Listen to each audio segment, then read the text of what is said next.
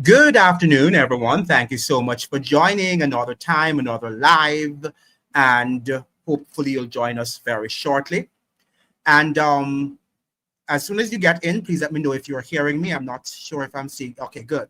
Now, the topic for today's live is how Bush and Obama paved the way for Trump's Caribbean boat strikes, the untold story. That is what we're going to be dealing with in this afternoon's or for this afternoon's program. Now we'll be joined by Mr. Pereira. We hope that he'll be coming on the live shortly. And that is what we're going to be dealing with this afternoon. Now, family, welcome back. This afternoon, we're going deep into a story almost no major Caribbean or US outlet has ever told.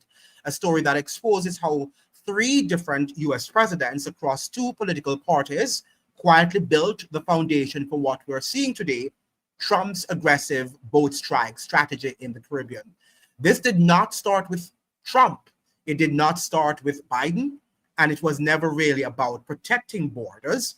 From Bush's post 9/11 militarization of the Caribbean to Obama's intelligence expansion and secret regional agreements to Trump's open hardline enforcement on the seas, this is a 20-year blueprint finally coming to light. How did US policy shift so dramatically, and why did Caribbean governments sign on? And how did all of this pave the way for the dangerous confrontations we're seeing now in our waters? This afternoon, we break it down, the history, the hidden deals, and the consequences no one prepared the Caribbean for. Let's get started, and I hope that we will have an interesting presentation this afternoon. Thank you so much for joining, yes, and welcome. We have TT WSUF and Free Guyana from Empire, yes, and good afternoon. Good afternoon, good evening. Hey guys, yes, hey, yes, hi, good afternoon. How are you doing today? And we're going to be looking at a very interesting topic this afternoon, because one of the things that we tend to do is that we tend to look at personalities rather than at the system itself. And we know that the United States is an empire, and that whomever is there, could be you, could be me, we have to abide by the rules of the empire. So all presidents have to abide by the rules, and we know that the United States changed dramatically after 9/11. After 9/11, the United States, in fact, Bush is on record saying, greetings, Jeffrey, how are you this afternoon? He's on record saying that when he launched the war on terror, that is either you are with us or you are against us. That is what George W. Bush said. That is either you're with us or you're against us.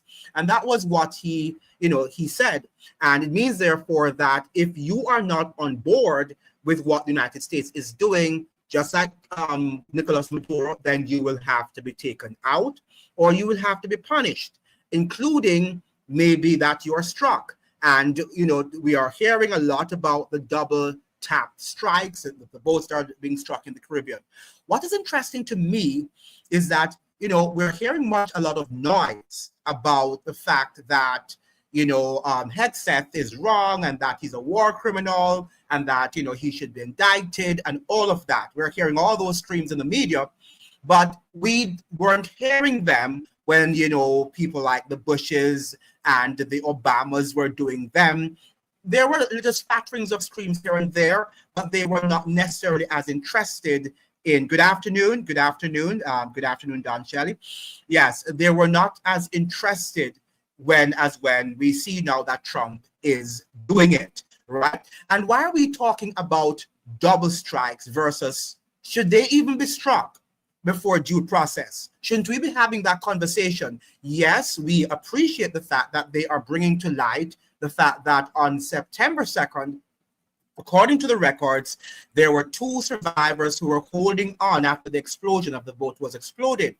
And, that they went back again and they unalived those two people. Now, that is serious, and we don't want to underestimate and undermine the fact that that is true, and that's a reality, that should not have been done, and that was really an inhumane act to have carried out another strike.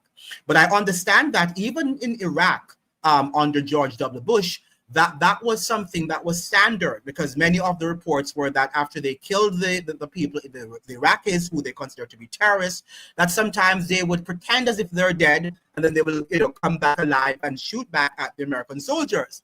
So that was a justification given for unaliving those people in Iraq. Now, what is a justification being given for unaliving those two surviving people on high seas, right? Because they're on the whole ocean, right? Now, what can you do if the boat is being exploded? How could they have attacked American soldiers? So these are very interesting things. But what do we mean by a double strike? And we're going to look at this. Trump's boat strike playbook was written by Obama, says the gentleman. Let me see if I can share my screen with you so that you can see from whence I am reading. So let me go back to the stream and share so we can see. Mr. Pereira will be here with us shortly. So I hope that he will join soon. And we have share the screen, and I'm looking here at Trump's double strike. Okay, so I'm going to look here. So we have here Trump's boat strike playbook was written by Obama. And this was written by Mark A. Thiessen from the Washington Post. Now, the Post reported last week that based on a spoken directive from Secretary of Defense Pete Hegseth, the U.S. military carried out what is known as a double tap strike in the Caribbean Sea, hitting a Venezuelan vessel that had the signature of a drug boat, then launching a follow-up on strike that sank the boat and killed the survivors. So what happened in a double strike is that you strike, right? And then if you perceive that they have not died, then you strike again. And this is now people are talking about the illegality of such what we call a double tap strike. The Post quoted experts suggesting that second strike was a war crime that could subject those involved to future prosecution. Hegseth said Tuesday that he was aware of that there had been any survivors or a follow-on strike until hours later. But even if he had directly ordered the second attack, there's nothing unlawful about hitting a military target multiple times to make sure it has been eliminated. And that is what they were saying during the war on terror with George W. Bush, that sometimes when they hit these so-called terrorists, it means some of them did not die. They pretended as if they had died, and sometimes they would come back and they would hit back the soldiers. President Barack Obama did it all at the same time. Indeed, in targeting cartels, it has designated as foreign terrorist organizations, the Trump administration said. Let me turn off this thing here, what's blocking my screen. Right, the Trump administration appears to be closely following the playbook pioneered by Obama. Now, there is something called, in fact, the continuation of governance or government, the continuation of government. That's a COJ, and that is what they all do. These presidents often continue what the previous government left off. So Obama continued what Bush had been practicing, and he continued, and therefore what Trump in his first term did, he expanded on what Barack Hussein Obama had done. Biden did the same thing, all right, and then we have the second Trump doing the same thing, okay? But they all have this sort of drama where they suggest that one is worse than the other, when in fact, sometimes the one that comes after the one that, for example, Obama came after Bush, so he was even worse, right? He was worse than Bush, and Trump during his first time came after Obama, and he was even more brazen, and that is how it continues, because if the laws are put on the book, then it means therefore that these things are going to be legal, maybe not lawful, because as we're suggesting that the domestic laws in the United States and international law prohibit these things from being done. But if they, under the Patriot Act, have made these laws available to the presidents during wartime, right? And that is what we have to understand, that Trump, even though Congress has not declared a war, but neither did Congress declare a war when George W. Bush went to Iraq. They hadn't declared war, and even though the intelligence also were giving them, the CIA were saying that Saddam Hussein did not really have weapons of mass destruction, Bush said that he's going to go anyway, right? So the fact of the matter is that once they have declared war, it gives the president an enormous amount of power to do these things.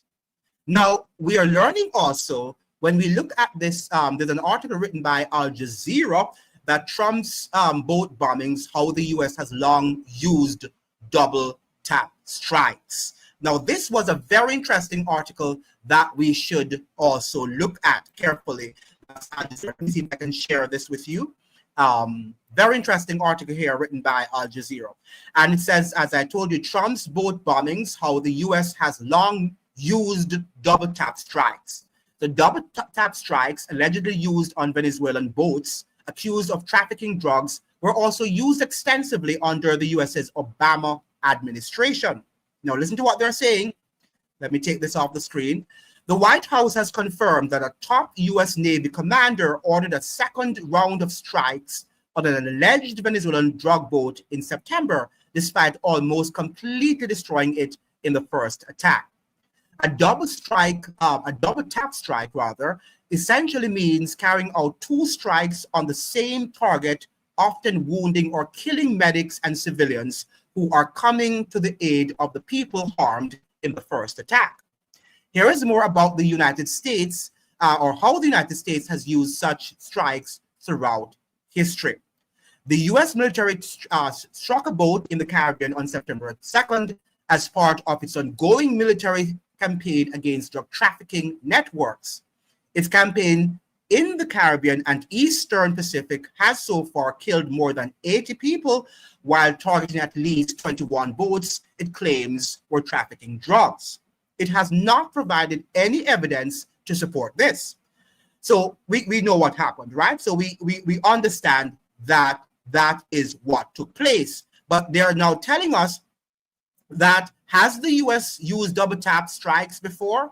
The U.S. is believed to be one of the main countries to have used double tap strikes extensively and in recent history. Recent, not long history, all right, in recent history. Here is a brief timeline of Washington's alleged or confirmed use of double tap strikes on various targets. So we have there in Yemen in 2025, okay, and it goes down in Yemen again in 2017. Right now, listen to what in September 2017, 2 U.S. drone strikes targeted the Al Saru area, a rural locality in the Samas district of Al Baida governorate in central Yemen. So these are, and they're going down to 2012 Pakistan, and so we can see that under Barack Obama and also under George W. Bush's tap. These people used double tap, and guess what? We didn't hear much about it in the media. All right, few people spoke about it, and they did not really go after these people. Yes, we heard, in fact, Barack Obama was suggesting that Bush was a war criminal and that he should be really tried, okay, for all the acts of criminality during the war on terror. But when he came into the presidency, remember now that Barack Obama came into the presidency with what? A Nobel Peace Prize, right? A Nobel Peace Prize. And as somebody wrote in an article that I read in Politico, I think it was Ralph Nader, he was suggesting that, when you look at the two men, George W. Bush and Barack Obama, he considers Barack Obama to be worse than George W. Bush. Not that because Barack Obama did far more drone attacks than President Bush. By understanding that in his first year, that's Barack Obama's first year, that he had more drone strikes than President George W. Bush had in his entire 2 terms in office. Can you imagine? Your first term in office, that Barack Obama had more drone strikes than President Bush had in his 2 terms in office. Okay? A lot.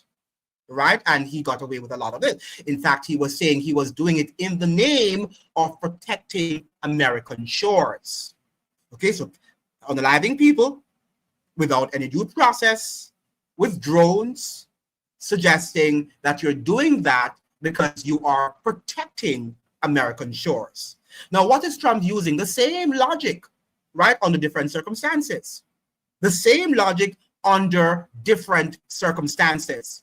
And yesterday, I understand that Pete Hegseth, the Secretary of War or Secretary of Defense, whatever you want to call him, he's suggesting that, and he said it at Quantico, Virginia, some months ago, could be in September, October, when he pronounced that famous speech, that he's going to stop, with the niceties and the diplomatic, sort of realism. He's about doing things, right, and getting rid, and he's not going to, make any apologies for what America does, right? He's about the hard-nosed sort of diplomacy, where you just do it. You don't talk about, legalities and due process. All of these things are niceties. And it's a utopia form of diplomacy, as he was suggesting, right? So what Americans need to do now, according to him, is be more pragmatic and attack. Because all of these years of suggesting, oh, we're guilty, oh, we're war criminals or whatever, he's saying that those days are finished. Now, he's making that pronouncement yesterday again, even though the media is coming down on him about, being a war criminal and possibly indictment. Obviously, he's not going to be indicted based on what we're seeing, unless he probably turns against Trump or somebody in a higher, rank in that sort of, authority, the hierarchy of authority, of leadership. It doesn't seem so. It seems to me that they're tightening up and they're supporting, including the president, supporting Pete Hegseth. But this is where we are going now. This is where we are heading in terms of how the president can, what they call wartime, and they're saying that we are in a war. We're in a war according to them. Yes, he is absolutely. I would agree. It's one psychopath after the other. Bush, Obama, Trump, Biden, Trump. Yeah, and notice how they make the laws so conveniently. And if you read the Patriot Act and some of these laws that were the clauses of the Patriot Act, and they were all passed by all of these presidents, then the president does have that legal right, well, according to them, under wartime. Now, has war been declared? No. And that's the question. People are saying, who are you warring against and for what reason? Is drug trafficking reason to be saying you're launching a war? Absolutely not. But that is what they have to use. They always have to use the pretext of war to do what they are doing, whether or not the war is real or imagined. And we know that the war against Nicolas Maduro is an imagined war. It is not real. We know that Nicolas Maduro is not the head of the Tren de Aragua. A lot of research is now coming out that the Cartel de los Soles was created by the CIA in the early 1990s, not under Hugo Chavez, but under the previous government before Hugo Chavez and Maduro actually reigned. So the truth is coming out. But remember now, when you're in war, when the president has declared war, truth is an enemy, the casualty of war. That's the whole thing. Truth is a casualty of all wars. And you don't have to be in reality. You don't have to know the truth. All you have to do is to get the people scared and say, wow, we're seeing many people dying of fentanyl, even though fentanyl is not, trafficked through Venezuela. Produced in China, trafficked through Mexico. Okay. But the fact of the matter is that Trump is declaring that Maduro is responsible for the hundreds of deaths in American on American shores. Now, something that caught my attention too, remember that when Bush was in office, George W. Bush, and he was suggesting too that for the terrorists that they killed, how many Americans' lives would have been saved.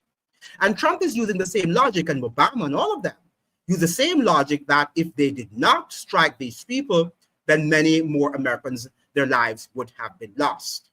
So this is what they are telling us now. This is the fair that they are bringing us under and saying, yes, we have to do this in the name of national security. And if we don't do this, then it means, therefore, that your lives are going to be lost. So we have to understand that we have to delve into the issues of empire. What is an empire? And how do empires exist? Look at the British Empire, look at the Roman Empire, look at the French Empire, look at the North American Empire. And I think one of the deceptions that we are living under in our days, in our time, is that, and unlike the British Empire or the French Empire, who said that they were empire and they were brilliant in terms of, saying what they were, and they were not ashamed of saying that they were empire. The United States often says that it is a democracy, but that's exactly what Pete Hegseth is saying. He's saying the days of saying that we're a democracy and we're about to spread freedom and all of that are over, And that is why he's going back to what? The Secretary of War, the Department of War, because this is who we really are. So what Trump is doing and Pete Hegseth are tearing all of the niceties, right, and the formalities and diplomacy away from the empire and leaving it naked for you to see. Now, are you going to say, well, I want to go back to Obama days, or I want to go back to Bush, the days of the Bushes, or the days of the Clintons when the clothes was on the emperor, right? Or do you prefer when it's naked and you can see what is really happening, right? What do you prefer? Let me know. What do you prefer? Now, there was a sort of presentation here by Glenn Greenwald, and he made a very good speech here at, I think, one of the universities in the United States. I'm going to have you also watch it briefly and tell me afterwards what you think of it. We're going to have a session in terms of a back and forth, question and answer period in which you can ask your questions and we can also make your comment. Okay, so let me just pull this up and you can watch it and see what he's saying. Okay, so let me share my screen with you.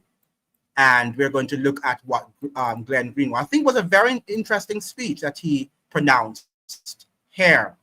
Okay, so let me put.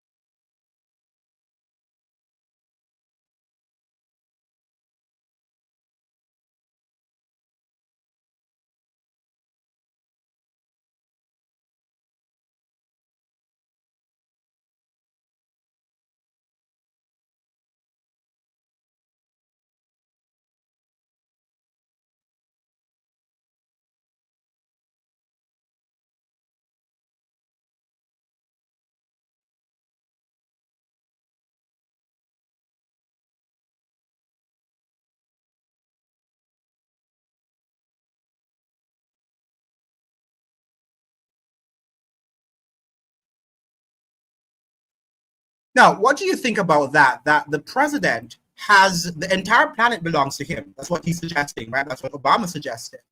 So he doesn't have, the president has the power to declare war in just about any jurisdiction that he desires. So the entire planet is that of the president's. Now, this was a law that was made under Barack Obama. Okay, so when we're seeing all of these things happening before us, we think that sometimes this is an anomaly when this has been made and over the years is becoming the norm in the United States. Because as we said on many occasions, that the United States desires full spectrum dominance. That is what she desires, to have control over the entire planet, not just over the Caribbean region and the West. She wants entire control of the world in which we live. That is why she went to the Middle East. Now she's in the Ukraine, because she wants Russia, to have less influence in the world. And also there is, people are talking about a possible attack on China. But yesterday, Pete Hegseth was suggesting that, that China is going to have her side of influence in the Pacific, whether or not that is true. And Pete Hegseth is just using some words and not really serious, because they really want to have an open confrontation with China. But this is what Pete Hegseth was saying yesterday. And we already are seeing boats in the Pacific Ocean where Chinese, I understand, are building up their ships there, right? Because there's some attack from Japan, because, the Japanese are on the side of Taiwan. So there could be confrontations between Japanese and the Chinese. However, Pete Hegseth is saying that America should be here, should be the Western Hemisphere. They should have complete hegemony in this region. That is what Pete Hegseth was saying yesterday. Yeah, okay? For those of you who need to go and get the news, that he is actually saying that the United States, this side of the hemisphere, belongs to the United States. But Barack Obama was saying that the entire planet belongs to the United States, and the United States can wage war around the world as it so desires. And I can tell you that they're going to come with protecting the planet, protecting Americans, and some other moral objective that they are going to use. And that is how they're going to fool you. That is how you're going to be deceived. And that is how generally they're able to wage their wars, and people will come on board and divide the world, and then we end up being conquered. Because that's the whole pretext, that's the whole method: divide and conquer. And the United States, the British, so the expansion of the British Empire, they have mastered the art of dividing and conquering. And many of us still don't know. We're still between, where should I stay, and all of that stuff. But this is what Obama. But let's go back to what Greenwald was saying, because I think that is a very important video to look at and to understand what he is actually saying. So let's continue with that video.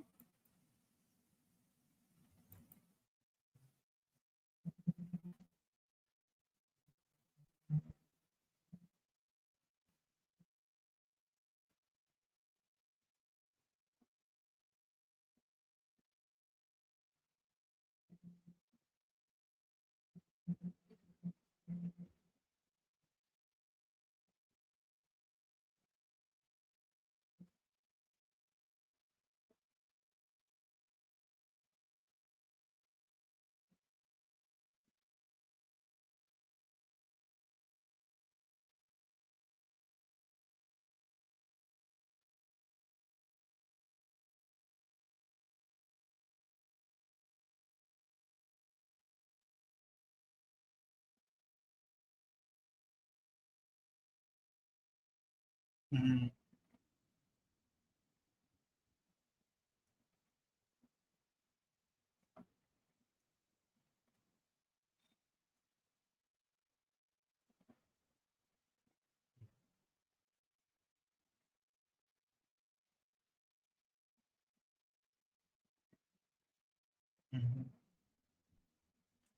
let's pause here for a while. Do you hear what he's saying here? Glenn is saying that political debates, what we are debating oftentimes, is not the real debate. Oh, there's no sound. There's no sound. There's no video. Oh, let me see if I can replay it. Okay, I didn't know that there was no sound. Let me see if I can replay it. So let me go back. Where did the sound go? Yeah, let me see if I can replay it.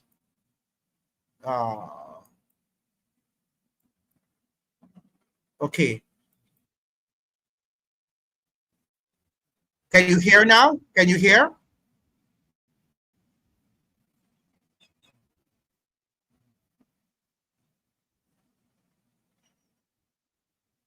Oh, you not see? Can you hear? Oh, you're not hearing.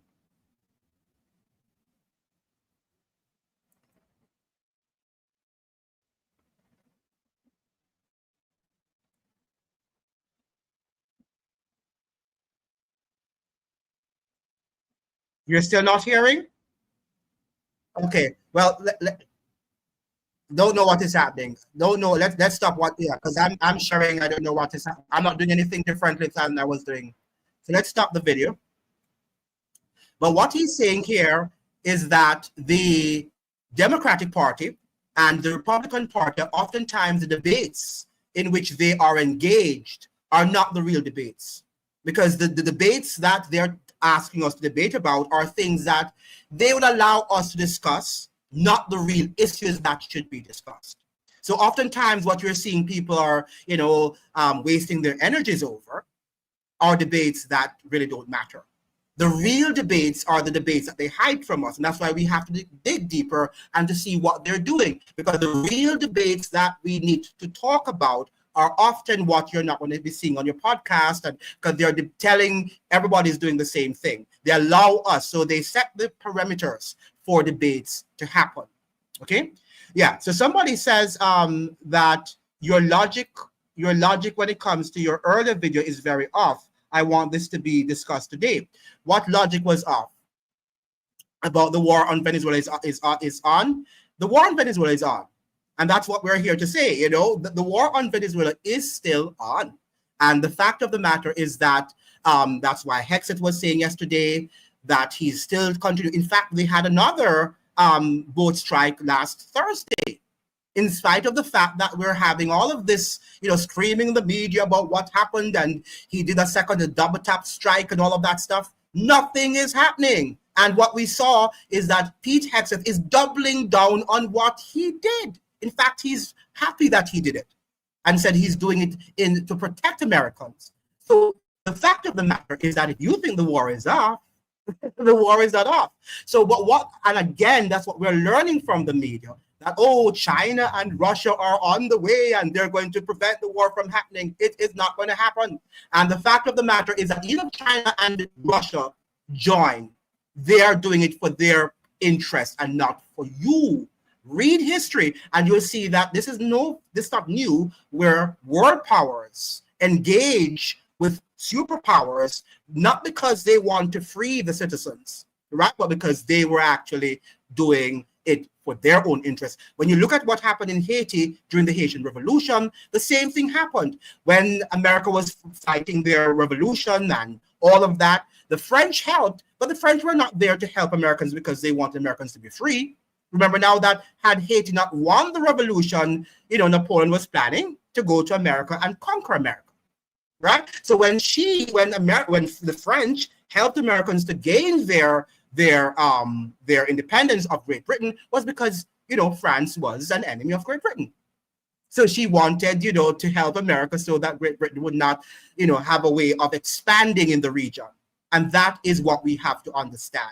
So don't think that the war on China is off, right? It is still on. It is we hope it doesn't happen. But what I'm saying to you, what we're seeing and the developments of what we're seeing in Washington, D.C. at the moment is a Washington, D.C. that is not ashamed of what it has done. It's actually battening down on what it has done. And this is what we have to watch. But we hope that it doesn't happen. Yeah, so Lion is saying it's about the birth of the multipolar world. But the multipolar world, there's no multipolar world. And that's what we're seeing. There is a multipolar world in the sense that you always have great powers. But when we have great powers, what do we have? We have wars, because the wars are there so that one power can be left standing. Okay, that is why do you think they had the Cold War with the Soviet Union and the United States? These two were great powers. That was also a multipolar world. And if you ask me, during the Cold War, we had a more multipolar world than we have today. I'm sorry to say that, because at least you could have seen two distinct ideologies that were contending for the mastery. You had socialism or / communism versus capitalism, and the two were at loggerhead.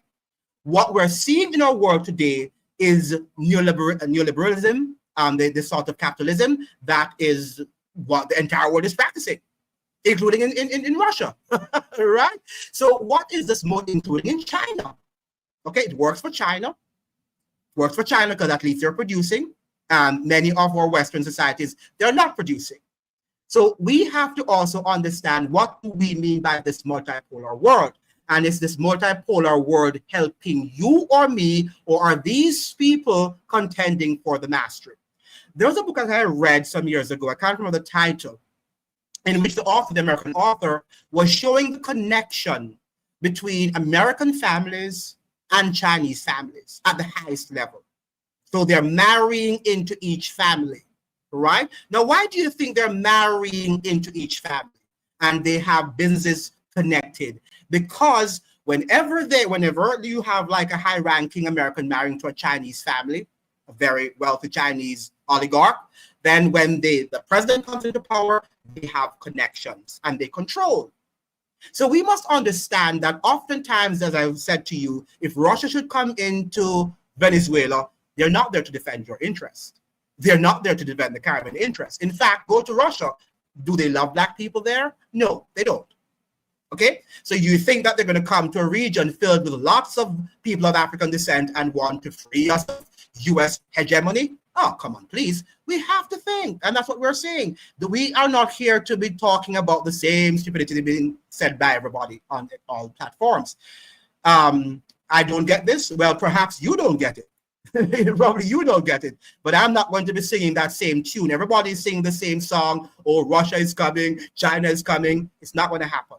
And that is what we're saying, that the oligarchs are controlled. What we're moving into, the New World Order, this what we call one world government, is a system that is going to be controlled by oligarchs around the world. I call it global monarchy. I call it global monarchy. That is what we're heading to. It would not have been called one world government if it had not involved the coming of the world together. Do you think it's coming of you and I together? No, it's the coming of these so-called oligarchs who are joining. They appear and they have their divisions, don't get me wrong. They have their, idiosyncrasies, their differences. But at the end of the day, they are not here to protect the ordinary man's interest. They're just not there. When you think about the United States of America, that perhaps is a country where you have the most middle class, perhaps in the history of the world. And we can see, when you read the history and see how the oligarchs still kept away a lot of the wealth from Americans, even though the Constitution said all men are created equally. Do you see how hypocritical a nation that suggested that all men are created equally when they still had slaves? And still also, when it was founded, did not give the white people the ballot. Many of them didn't have it. Only the landed aristocracy had it. So let us now grow up and understand that the interest of the oligarchs and the interest of the masses are different interests. It is for us now to come to demand from them that which is our interest. And Glenn Greenwald is spot on when he said a lot of the political debates that we should be talking about and debating are not what they tell us to debate. They control. So every day the New York Times and the Washington Post and the UK Guardian, they come out with things that they want us to keep us occupied. But the real issues are often not discussed and they're held secret. Can you imagine if we're talking about the global elites and who control whom, and which family is married into which family, which Chinese family is married into American families, and probably Russian family oligarchs marrying into American. If we were having these discussions, do you know that a lot of what we're seeing, and who control the wars? The oligarchs. The oligarchs, the same ones that we think, oh yes, it's Russia or it's China. But what part of China are you talking about? Are you talking about the ordinary Chinese, or are you talking about the oligarchs? That is what we have to now. Yeah. So we have, let's go on now. So we have somebody saying, China has showed what they stand for: trade above human rights, still trading with Israel. Absolutely. And absolutely. That is what and you can see that, right? You can see that they're not necessarily speaking out against what is happening in Palestine, are they? So how are they different from the United States? And let's just be real here. Many of us might be of Caribbean heritage or of African descent on this platform right now. When we look at, let us say a million of us should go to China as Black people. Do you think China is going to tolerate us being there? Do you think that they are going to provide equal rights for all of us? Or are we just staying in this world of thinking that, which is a very, very delusional world, to think that Chinese are suddenly on people of our race side? They're not.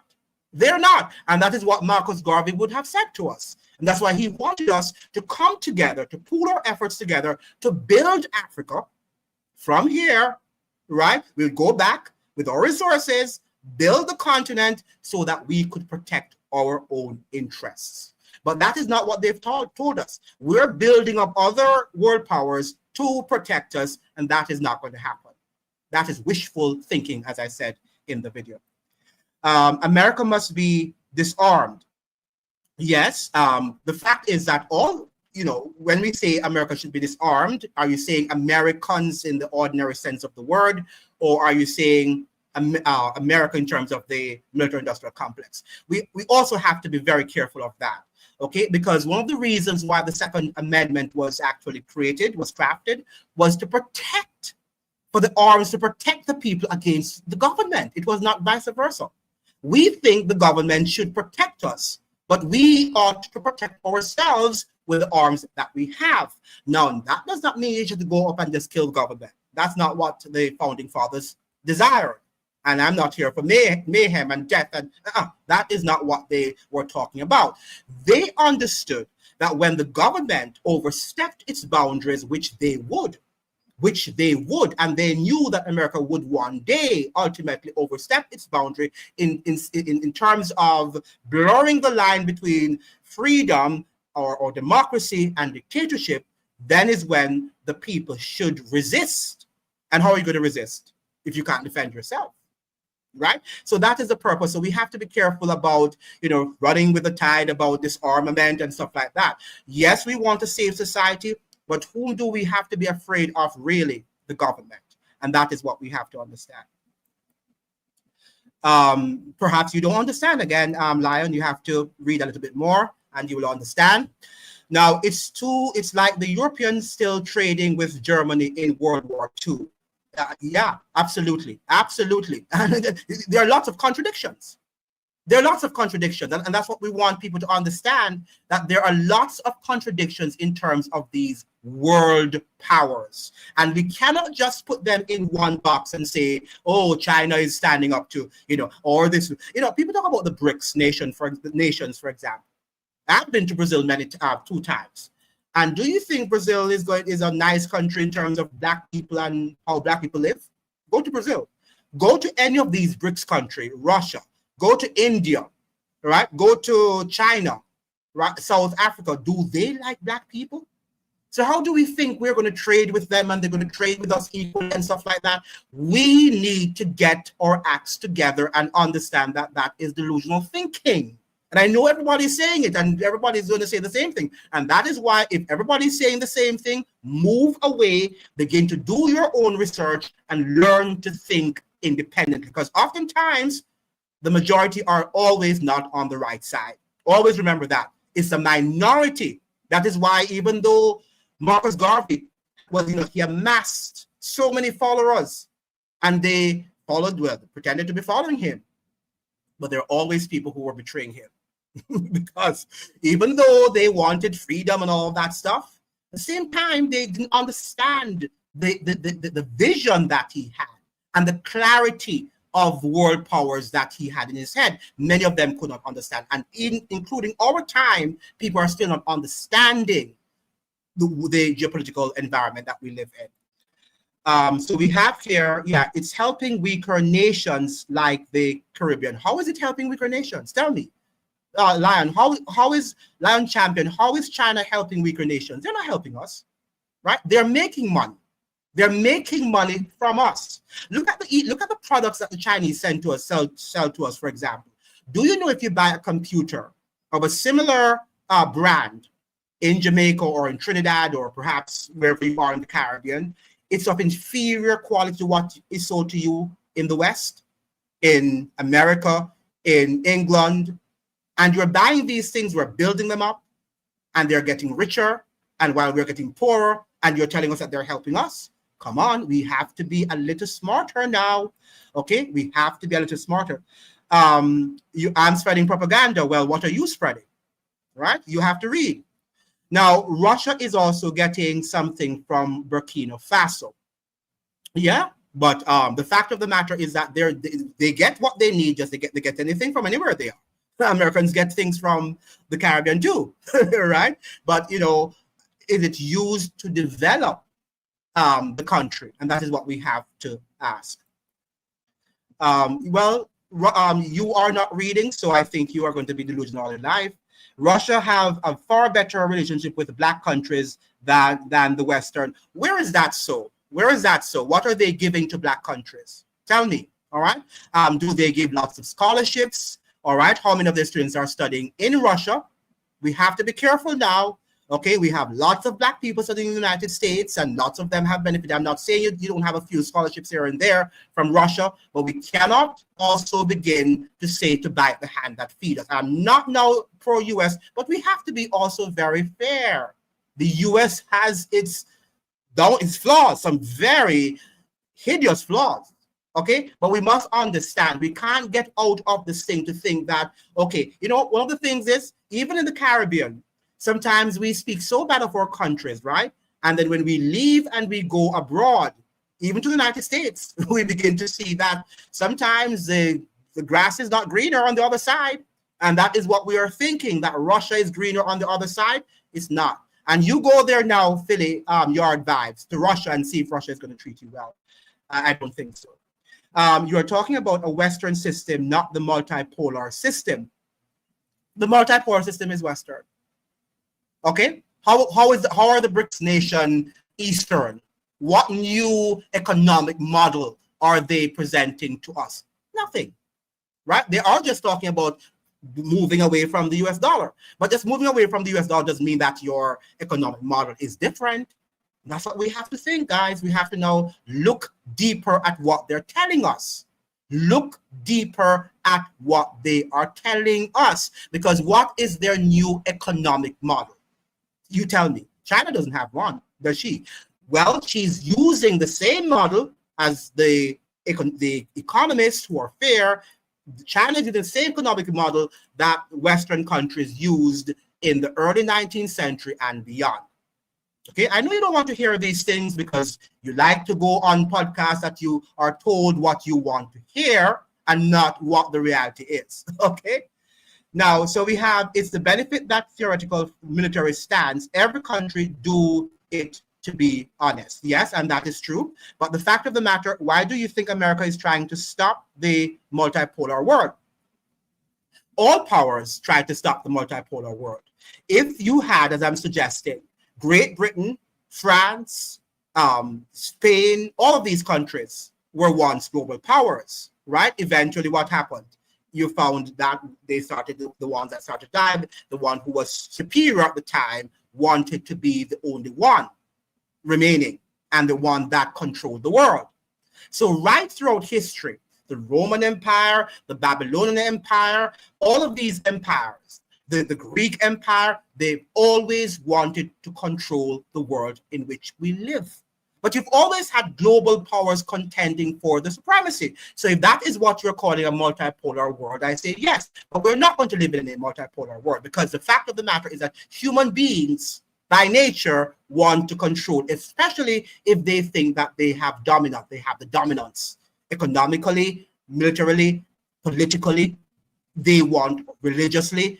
They want to dominate.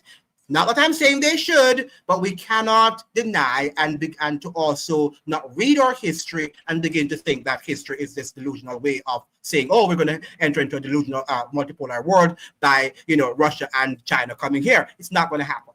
Okay. Now we have here, why did America do the coup in 2014 in the Ukraine?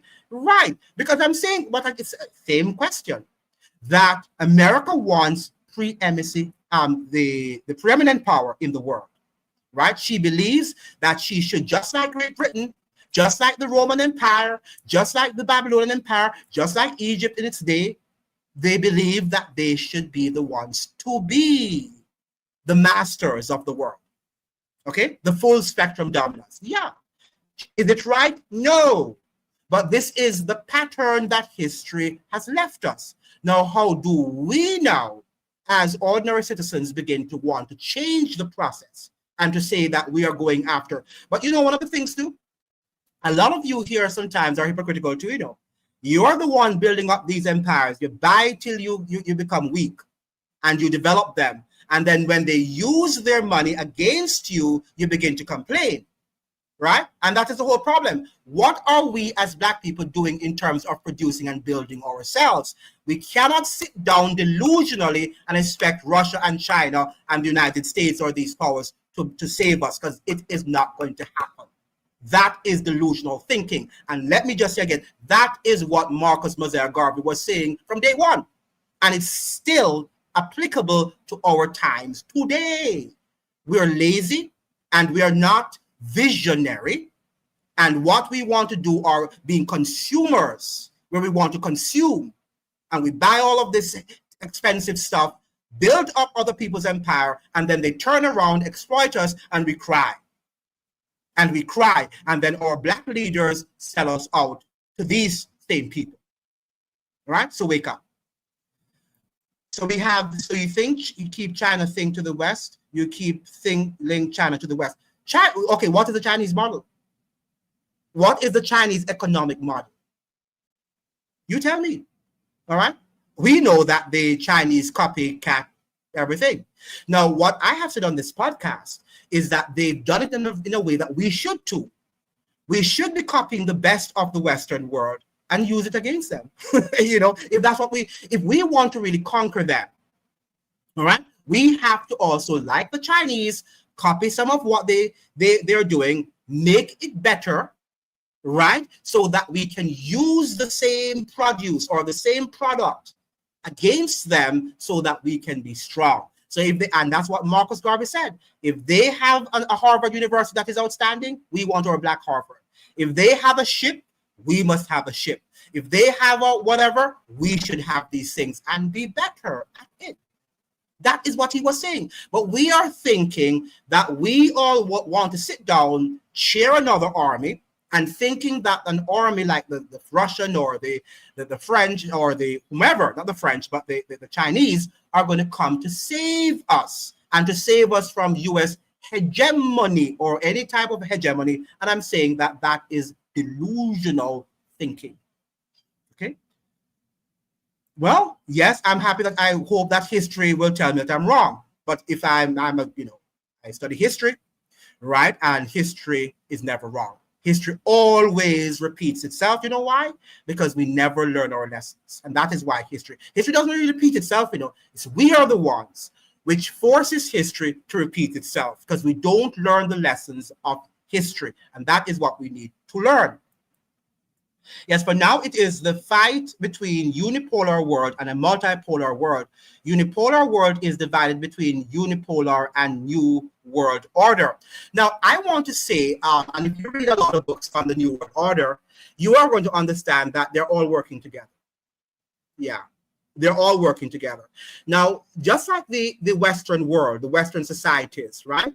The Western European countries, if you notice that they united when they wanted to put Black people down and Africa down, right? They're always fighting amongst themselves, right? And the French would be against the British would be against the Spanish. But when it came to us, what did they do? They united to defeat us. That's what they did in Haiti and many other countries. And I think right now we're seeing the same playbook that many of these countries, and I'm telling you, and you've got to read, to do more reading and stop just listening to what people are saying and just repeating it robotically. Stop listening. And I'm telling you that, the families, why do you think when you look in North America and you see all these families, interlocking themselves together and becoming a one, you think that they're just doing it because, sometimes out of love, but they are locking their economic interests so that they will be able to control the world, as it were. Now, you don't know what you're talking about. Well, guess what? If I'm reading more than you, how will I not? They're saying always there for their interests. Absolutely, they're there for their interests. Okay, and we are the ones. And if you read Marcus Garvey, Lion Champion, you have to read Marcus Garvey, because your ideas are not in sync with that of Marcus Garvey. Marcus Garvey would not here today saying that we should be uniting with Russia or uniting with China, because he would know that these are exploitative powers. Now, they might not be as exploitative in the sense here in our region because they don't have a lot of control, all right, as the United States does. But the fact of the matter, if they were to be given full control, you would see how exploitative they are. Okay? We have China is not built by immigrants. Why should they, US rather, other side is built by immigrants. So what is your point, Philly? Yeah, it's built by immigrants, but what is your point? Because immigrants mean blacks, Chinese, Russians, everybody, all right? So what point are you making there?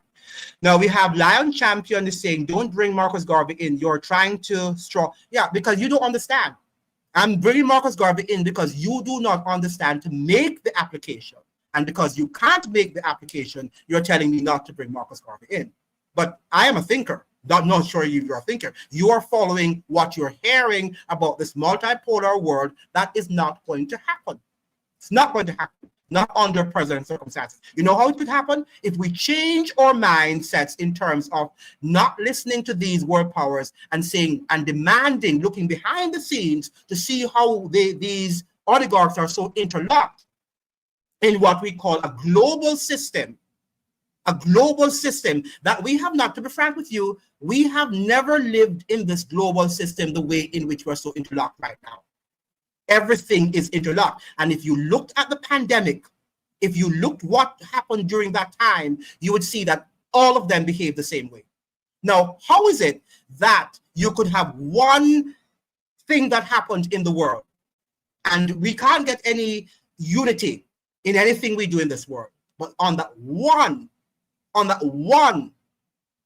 thing that happened in 2020, everybody was interlocked. All of them, Russia, China, all of them were interlocked. In fact, we understood that your Chinese people that some of you like, I won't have to say anything more because I don't want to be taken off the channel. But you have to read between the lines. The Chinese are always there for their interest, always there. And people in general, how many of us do things because we love people, even including our families, people do things because they have some interest in it, right? Yeah, so we have the USA still importing oil from Russia in covert ways. It does. Absolutely. It does. And sometimes when they're telling us that we shouldn't do things and we shouldn't, look at China, for example. Years ago, Andrew Holness of Jamaica wanted to develop want to expand on the telecommunication infrastructure of Jamaica. So this Chinese company approached him and said they were willing to do it. And the Trump administration, the first Trump administration, said no. Now, and Andrew Holness folded his wings and didn't do it. Here in the Dominican Republic, the same thing happened. And you know what the Dominicans said to Trump? You are trading with the Chinese people. Why can't we? And they went along to do what they were doing with the Chinese, right? So these are the contradictions that we see. While they're telling us that this is happening and they're enemies and they're all of that, behind the scenes, they are working together because they never lose. You and I are the ones who will lose. And even including the war, you don't think China and Russia are making money through their military equipment that they're using and their military assets? They're making money too, right? They're using one stone to kill many birds. And that's what we have to understand. War is a racket. And go and read that book by Smedley Butler. War is a racket. And you will see how a lot of these major powers, including the World War I, World War II, they did not have to be fought. But they were engineered as a way of making money for a lot of these world powers while we were unalived. Okay? And the same thing is happening. All right? So don't think this is about freedom and this is about getting us, from the, to liberate us from the hegemonic power of the US. Please. We have to do it. We are the ones who will have to free ourselves. And that's why Marcus Garvey said what? No other person, none but ourselves can free our minds. And also none but ourselves can free us economically, politically, and militarily. Okay? We can't be building up people's military by buying their stuff and then expect that they're going to come and help us. And if they don't help us, we're going to say that they're wicked and they're evil. And we just want to sit and sing hip hop and dance hall and carnival and wine and whatever. And that's exactly what we're doing. And we need to stop doing these things and stop telling me I'm talking nonsense when you are the ones who are not thinking. Amazing how persons are blinded by what you're saying, re-oligarchy or the unseen hand, the deep state. What do people think the WEF and Bilderberg? Absolutely. Why do you think they join organizations like these? Right? And that's what they were preaching. They were singing to the same tune, the same hallelujah chorus. I was shocked, ladies and gentlemen, during 2020 to see how the entire world came together and said that this is what they wanted. And they would not have tolerated any discussion, any sort of differences in terms of what would be the remedy. The entire, all of them. And after a few months afterwards, Russia and America were at war. You say, is this real? Is this really real? Come on, are you really buying this? Okay. Yeah. So we have here the different these things. These countries don't have a barrel to your head. Choose us or less. That is the big and that's the difference. And I have to accept that, Philly. That I would have to accept that. That at least they don't have a strong military as the United States yet. All right. And maybe they would. One of the things to Philly, I would have to say too, what the US, and I always say this in my videos, what the US gets away with, they would not be allowed to get away with it in international law. If China or Russia had done what Pete Hegseth did in the Caribbean, they would not be able to get away with it. The US would have gone to the United Nations and would have gone to wherever they need to go, right, to ensure that China and Russia are punished for what they did, right? However, because the United States controls the world order, right, and the United Nations, then the United States gets away with a lot of the war crimes that we're talking about. And that's one of the reasons why, Philly, they're not holding it to your head yet. All right. But if those laws are removed and the United States no longer holds these powers, which it will eventually not do, hold these powers accountable for international laws, even though the US is breaking them, then you're going to see another China or another, Russia. China sends us inferior quality products. That is true. Absolutely. They send us inferior products. Why do they? So would they send us inferior products if they did not think that we're inferior? You know, come on now. You know, we have to look at the economics. They send us in the same computer you buy in the States and buy one of the same brand in the Caribbean and other third world countries. It's like a two different product entirely. All right, that is how the Chinese behave. Yeah, historically, yes, yeah. So we have now Philly saying, I know many people that are in Russia and they claim why there is racism, it is not as bad as in. I've heard many stories on YouTube. One day you see a film on YouTube of Black people. And when I was at Howard University, some of my students and some of my colleagues told me about what happened in their experience in Russia. It wasn't very pleasant for Black people. You can be jumped. You can be jumped. In fact, there is a footballer in Jamaica right now. He and his wife, he's married now to a Russian girl. I forgot their YouTube channel. And he says he would never go back to Russia. And he has Russian, you know, with his, by the fact that his wife is Russian, the children are also part Russian, and they go to Russia ever so often. Not because he can't travel there, but he says that he will never go back because he was jumped. One day he was coming from the supermarket, and he was going back to his hotel. And a group of Russian guys were standing there and they rushed him. He had to drop his groceries and he ran. He said it was so traumatic that he will never head to that country again. Okay, and I've heard lots of horror stories. Now, I'm not saying all of Russia. Russia is a big, massive country. So let's not say all Russians are like that because I'm sure that is not true. But what I'm saying to you, you might not be seeing that in the United States. Yes, you're going to say the police and all of that stuff and whatever. Yeah, but you know, I mean, everything's relative. Everything that we talk about is relative. Nothing is black and white. We had multipolar world before, even before the Soviet Union fell apart, it was not fully multipolar. Now, Philip, tell me what you think is going to be a fully multipolar world.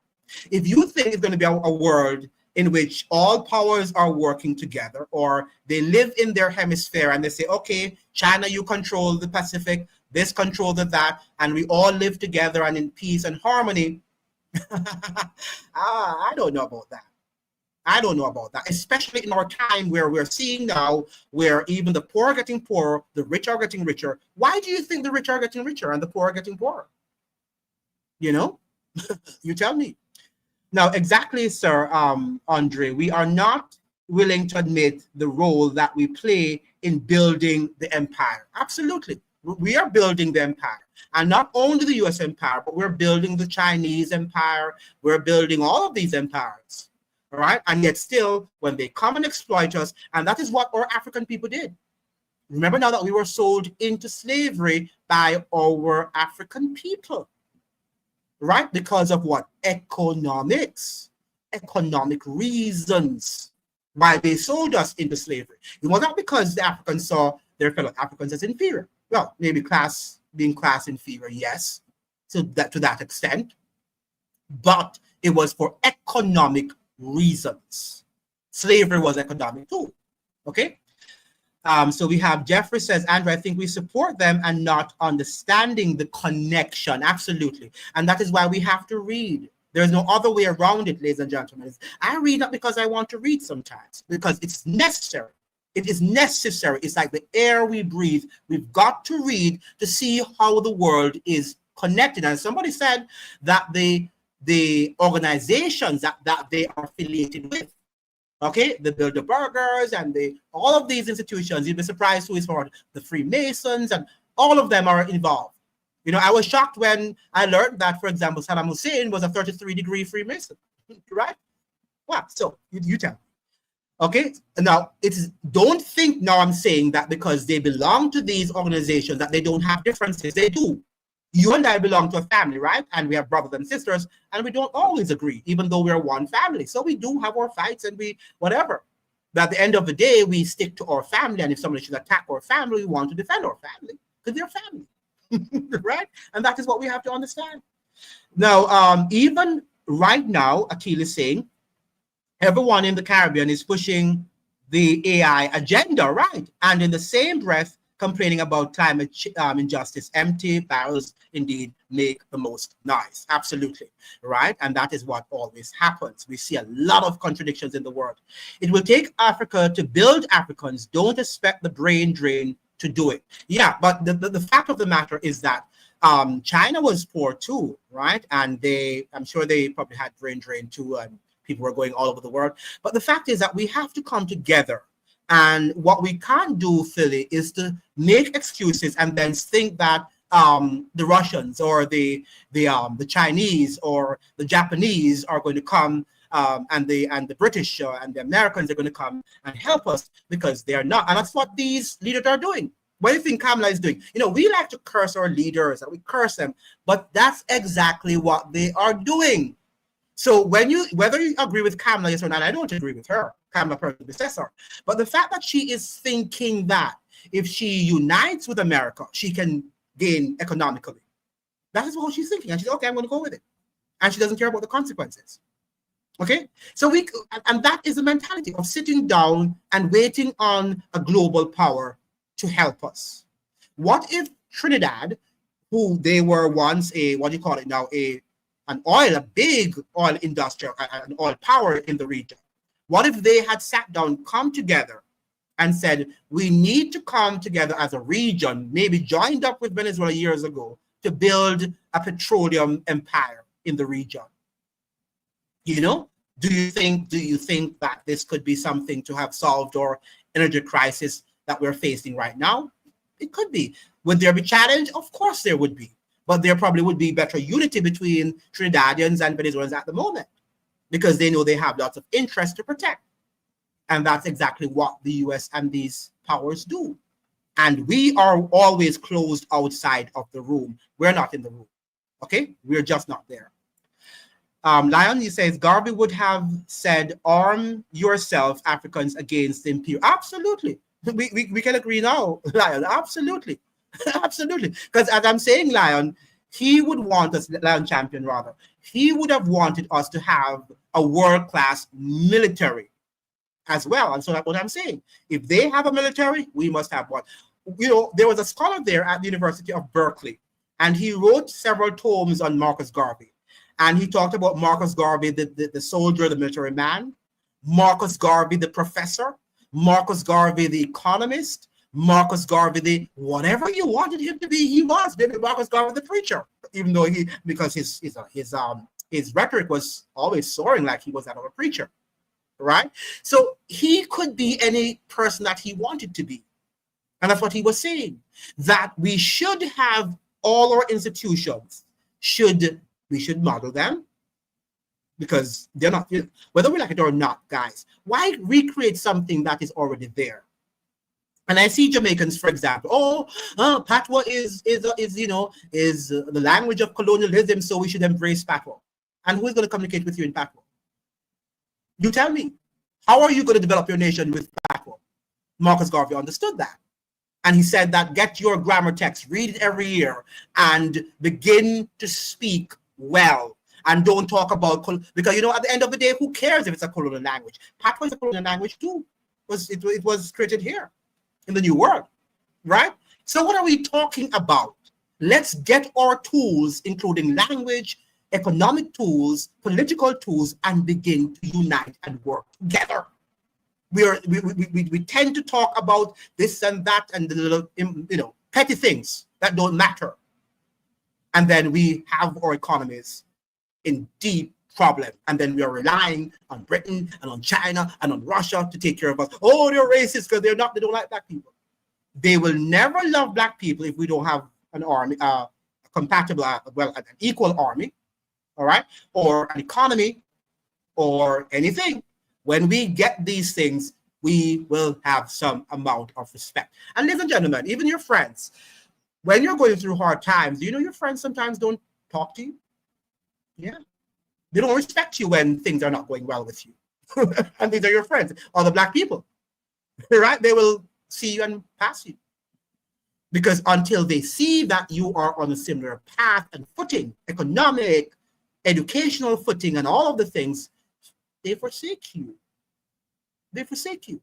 And this is the reality that we're living with. Black people, Caribbean people will not be respected if we do not create strong institutions that can be compatible or on equal footing or even higher, superior to what these so-called powers have. He'll never respect us. Yeah, so we have 100% agree. Yes, thank you. Yeah, and I just want us to understand the principle of what I'm saying.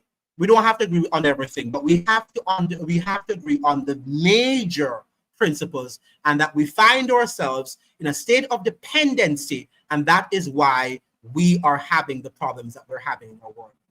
China is on hybrid economy, just like Singapore, a socialist capitalist model that is nothing like the US. They took ignorant people out of poverty. If you read lots of the history economics books, Philly, you will learn that that's exactly the same model that China is using is the same model that the British and Americans used in the 19th century, and was successful, pretty successful. Okay, why do you think Americans are not manufacturing at the moment, right? It's because they have become the manufacturing hub. If the US begins to manufacture tomorrow, and Britain and many of these Western countries, China is not going to be as wealthy as it is today. I can tell you that. So do you see how interdependent we are? That even though China is a wealthy country, but if you remove the consumption of the West from her economy, she's not going to do well. And the same thing for us. We here depend on what? On Chinese products, sometimes cheap products, in order to survive. So the market, the economy is interlocked, is interwoven. And it is not as a clear-cut economy in what we're saying, America separate from Russia or separate from China. It's not as clearly defined as we are defining it. And we have to try to think a little bit deeper to see that this thing is not as simplistic as we think it is. Yeah, Raw, I agree with you every word you are saying. Yes, Clayton, thank you so much. And all other nations work hand in hand. They do have their differences, just like we have as a family members, and that is why they have their organizations, okay, which help to temper their behavior and allow them to agree on many issues. All right, but they do. But let us look at the United Nations, where you have Russia and China. They're part of the United Nations Security Council, rather. And what are they doing in terms of blocking this war against Venezuela? Also the war in Palestine. What did they do? What did they do? Did they do anything great to stop this war that is happening in Palestine between the Jews and the Palestinians? I don't think so. Too many people in this chat are brainwashed by Western propaganda. And what is happening to Darth Vader is that we have all of these podcasters. They have lots of views. So you think that they're just having lots of views, it means that they're holding a right position. And that is not true. Right? Why do you think YouTube is willing to send lots of these things? Because they know that there's no challenge to the global system. All right? And that is when you begin to speak the truth and it becomes a problem to the global system, that is when you see the suppression of channels, suppression of views, and all of that. But otherwise than that, okay, they will just go along with what they're saying. And it sounds like they are against the system when they're really not against. And some of them are just not informed. We have Melissa saying we are already living in a multipolar world, US, China, Russia. Absolutely. We are in that world. Yes, we are in that multipolar world. But what is happening is that it's a multipolar world in the sense, as we're saying, that powers have always existed. Great powers have always existed throughout the world. Okay, we've always had that. But, at the end of the day, one always dominates. The British eventually dominated until it fell. Okay, and that is what we're saying here. Lion is saying your opinion is off. Well, yes, you have to. If it's off, then I think you should agree with yours. Now, Don Shelley, black people are always the last to comprehend these things. Yeah, we don't want to comprehend them because it makes us feel good when we can be in a situation where we're saying there's a black savior. That's why Barack Obama was able to come and deceive many black people, because we're hoping for a black Elijah to come, a black Moses to come and save us from the devastation that we find ourselves and the fact that many people don't respect us. Okay, so we're hoping that a black Moses is on his way, and it's not going to happen. So we have, why is China trying to de-dollarize the world? Because nobody likes any country to be superpower. And I agree with them. Just like the British, nobody wanted the British to be superpower. That's why you had the world wars, right? That's why you had world wars waging, because nobody likes to be dominated by, there's a time when the pound and the British, they were kings, right, of the world. They were the empire of the world, right? From Africa to India, where did they not control? To Hong Kong, all right? So, of course, people would fight and would say, why are we having this power? The Roman Empire, all roads lead to Rome.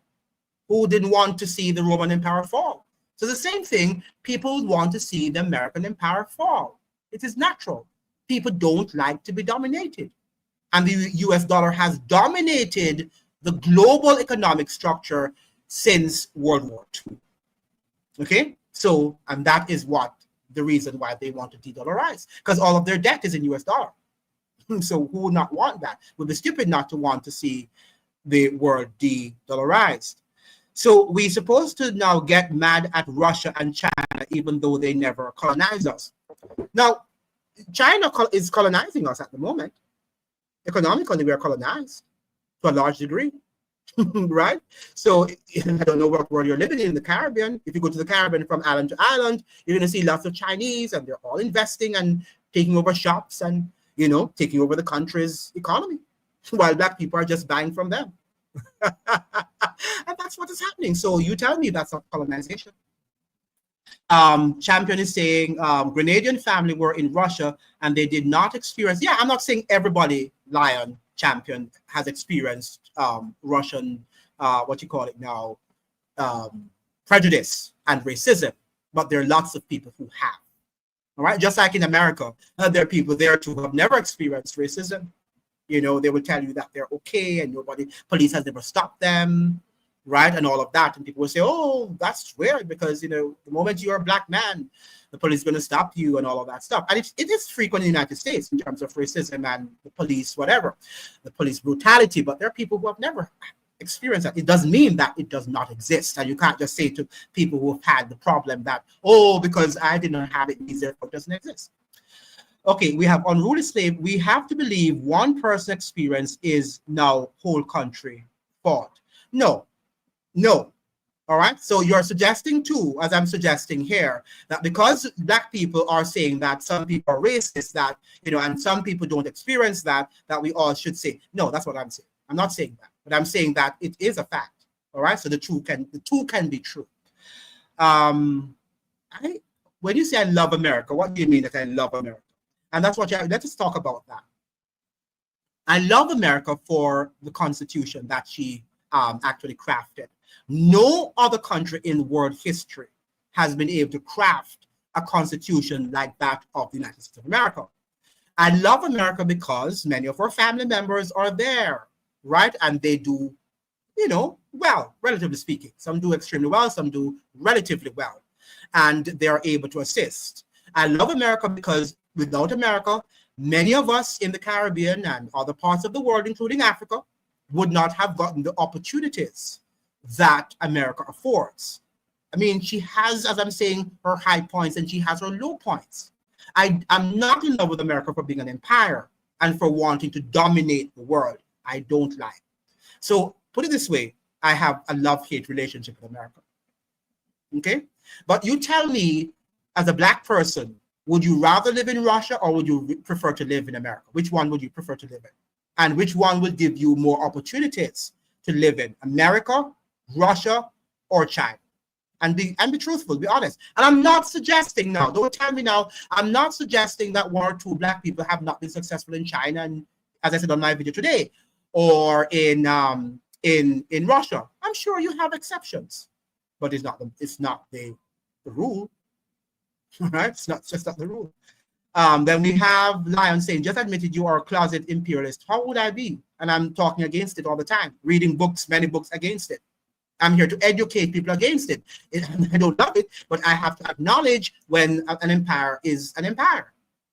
All right? And it shows strength, and we ought not to underestimate the strength of the empire.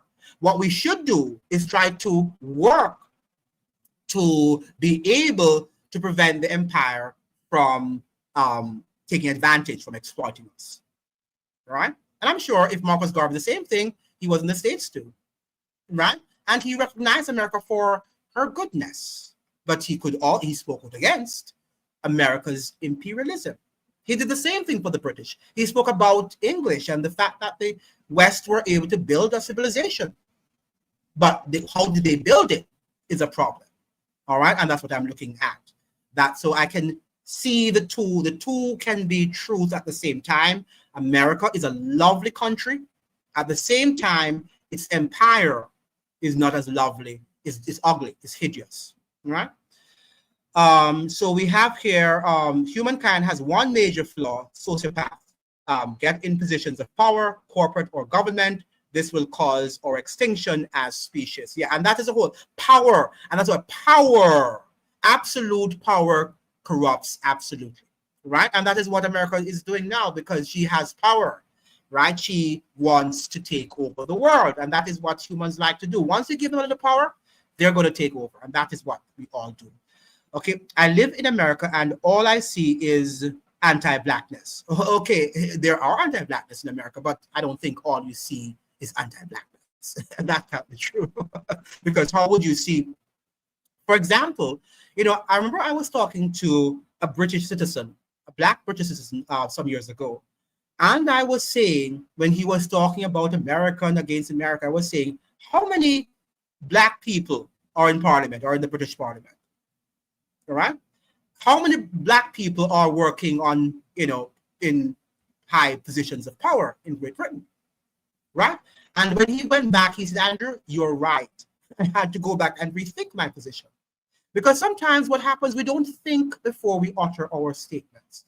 And because we have never lived outside of the environment in which we live, our ideas are not challenged.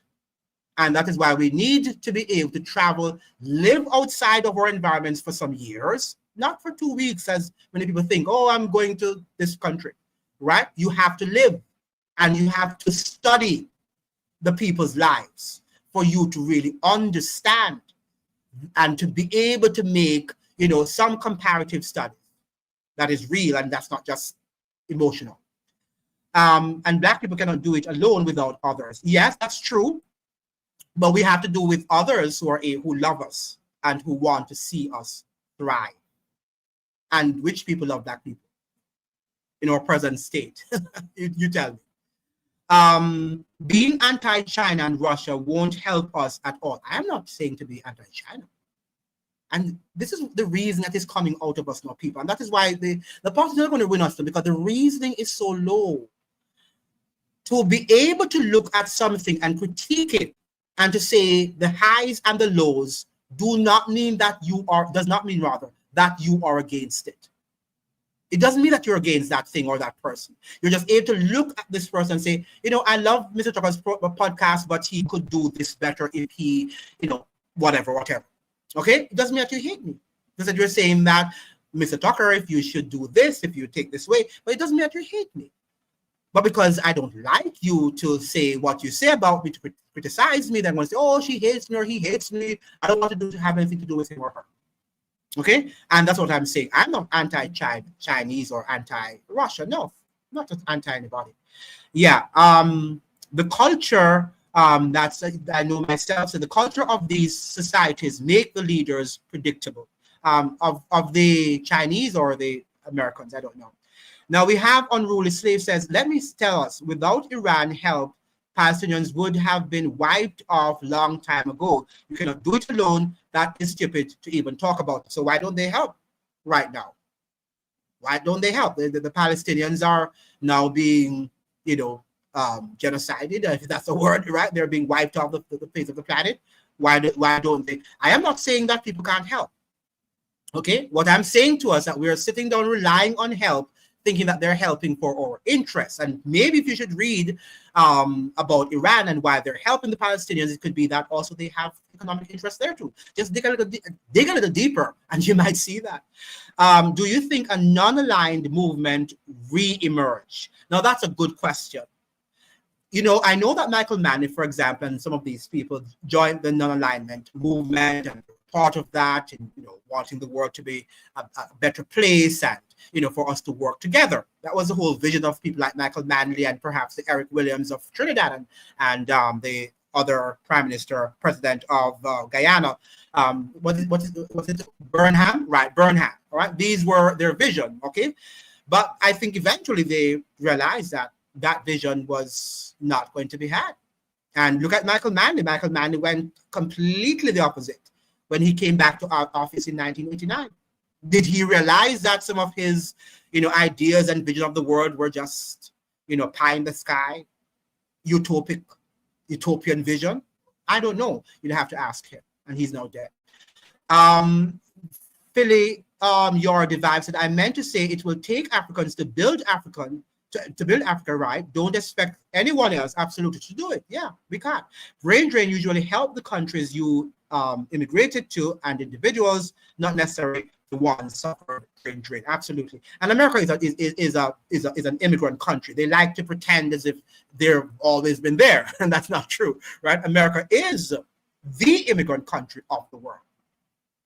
Then we have unruly slave. Africa cannot be built by itself. That is not possible. Yes, and we know that. But it also has to be built by people who are unselfish, right? And people who are not just there to exploit it, right? And over the years, what we have seen in the Caribbean and in Africa is that people have come there pretending, just like the investors in the Caribbean, right? The investors, the foreign investors, they come all the time, and they come to do what? To exploit. They are not there to what? To share the wealth. And that is why Michael Manley, was defiant against these foreign investors. He wasn't against foreign investors and foreign investment in Jamaica in the 1970s. And, he was anti-foreign investors who just wanted to make their profits and export their profits and not to invest in developing the country. And that is what we're seeing in Africa, whether it's the Russians or the Chinese. I don't see that they're building any great investing in the people. And we think investments are just investment in infrastructure like highways, and while those might be good, but we also want investment in our people so that we can develop, our minds can grow, because that is a problem. We have an inability to think among Black people. We lack the vision. And the Bible says, without vision, the people perish. I think that is wishful thinking. What is wishful thinking? Now we have China did not build by themselves. Yeah, correct. It was actually the Americans who actually helped them to build. But you know what they did? They were so clever to build, not to just build and build for Americans. Because, remember the Chinese, they were cheap labor at one time. Just cheap labor. But now they were able to build. They had a vision in which they developed, even though they were exploited in the first half of when the Americans went there. But eventually they turned the system around, right, for themselves. We have not learned to do that, right? We just want to think that the Americans or the Russians or the Chinese are there to develop us when they're not there to do it. Okay, they're there to make their profits. No, they are playing a role in these eschatological objectives. Yes. Veronica is saying, stop with the narrative about Africans sold other African. It wasn't that simple. It wasn't that simple, but they sold. It is a narrative, and it is true. There were a lot of lies and sabotage going on. We always talk about excuses that the same thing is happening, right?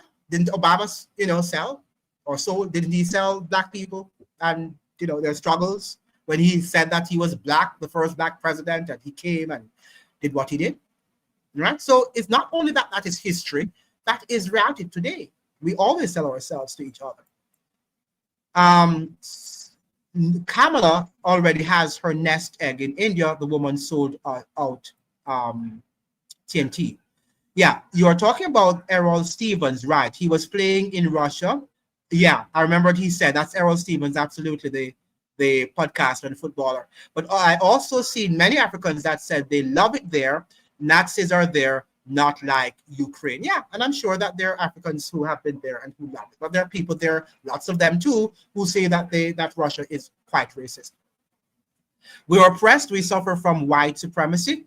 Yes, and how do we just sit down? Do we just sit down and say we suffer from white supremacy? What are we doing to resist and to stand up to white supremacy? Are we just sitting down expecting that Russia is going to come to take us and to ensure to fight the white supremacy?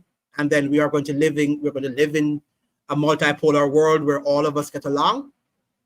Please.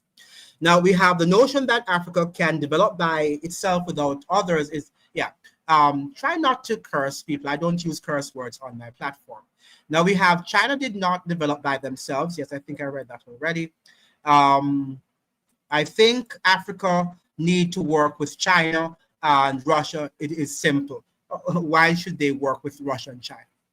Do you think Russia and China are going to be working in the interest of Africa? And what evidence do you have to suggest that that is so? Do you see that the Chinese who are there now working in the interest of the African people, or the Chinese in the Caribbean working in the best interest of Caribbean people? You know, we have to look at these things. China is actually losing their dependency on the West. They are moving more towards Eurasia and the global South. Yeah, but they still get a lot of Western consumption. Right? If Americans should stop buying Chinese produce and the Western world, Germany, Britain, France, all of these countries, China would be in a mess. I can tell you that.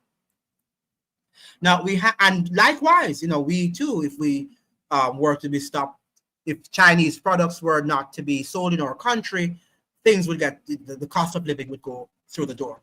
Right? So what I'm saying here, they are working together. Okay. It was the industrialists in the United States who wanted cheaper means of production. They either moved manufacturing over to China or sold all factories to business in China. Absolutely. And they're working against us. Right? The manufacturers working with China to develop Chinese oligarchs and their oligarchs against us, the people. Exactly what happened. Right? So when you're saying that, it's not that you're saying something that, oh, the Americans should be blamed. American who? The American oligarchs who are connecting with their Chinese oligarchs to make money against the people. So we have, if Black people do not change, they will stay last. Absolutely. We have to change. And we have to change what? The thinking. The thinking needs to change. But what we do, we get on platforms, everybody sing from the same hallelujah chorus. Oh, the days of racism. And we begin to quote Martin Luther King and Marcus Garvey, but we also do not say what they say that should be said. Okay?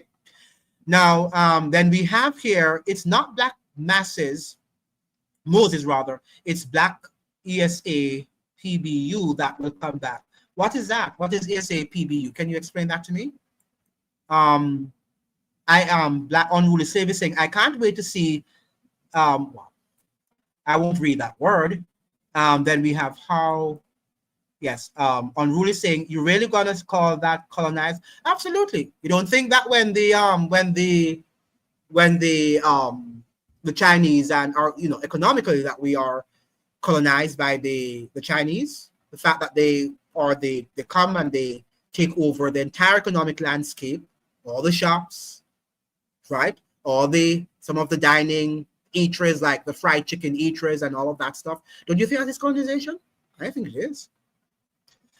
You see, what we're thinking is that colonization means that they just come with guns and whatever, but people don't have to. People can colonize you with language, with their you know, their culture. They can colonize you. Right? So colonization doesn't always have to be somebody holding a gun and coming to kill you. Remember, so we have, furthermore, the Chinese government used to send their graduate students to study in the United States in droves. Nowadays, you don't hear of Chinese coming to the United States to study the sciences, right? Because they learned from the Americans and they went back and they say, okay, we can use what the skills that they have given us because they've already trained enough to go back to their country, which is good, and that's what we should be doing too, right? Where we go there we train our graduates there, we go back with the skills to our country to build our country. But how many of us are doing that? And I think many of us would want to do it, but our countries have become so chaotic and little can be done in terms of change. So people just say, look here, I'm not going to even go and waste my time going to these countries. I'm going to just stay in the belly of the beast and develop them, right? So we have a lot of problems, guys. We have a lot of problems that we have to really look at. I have family who live in both, yeah, and nothing is wrong. I'm sure you have family members who live in both China. But let us say that we go there now among 1 million of us to go to Chinese. A million people in Russia, 1 million people, 1 million black people, and we begin to colonize Russia and China. You might hear a different story. Now, you mentioned Britain, but France was once the dominant and brutal empire as well. Yeah, because remember that France was preceded Great Britain, right? France preceded, because after the Haitian Revolution, right, France started to collapse, right? And that's the whole point, that had the French won the Haitian Revolution, they would have put some, what do you call it now?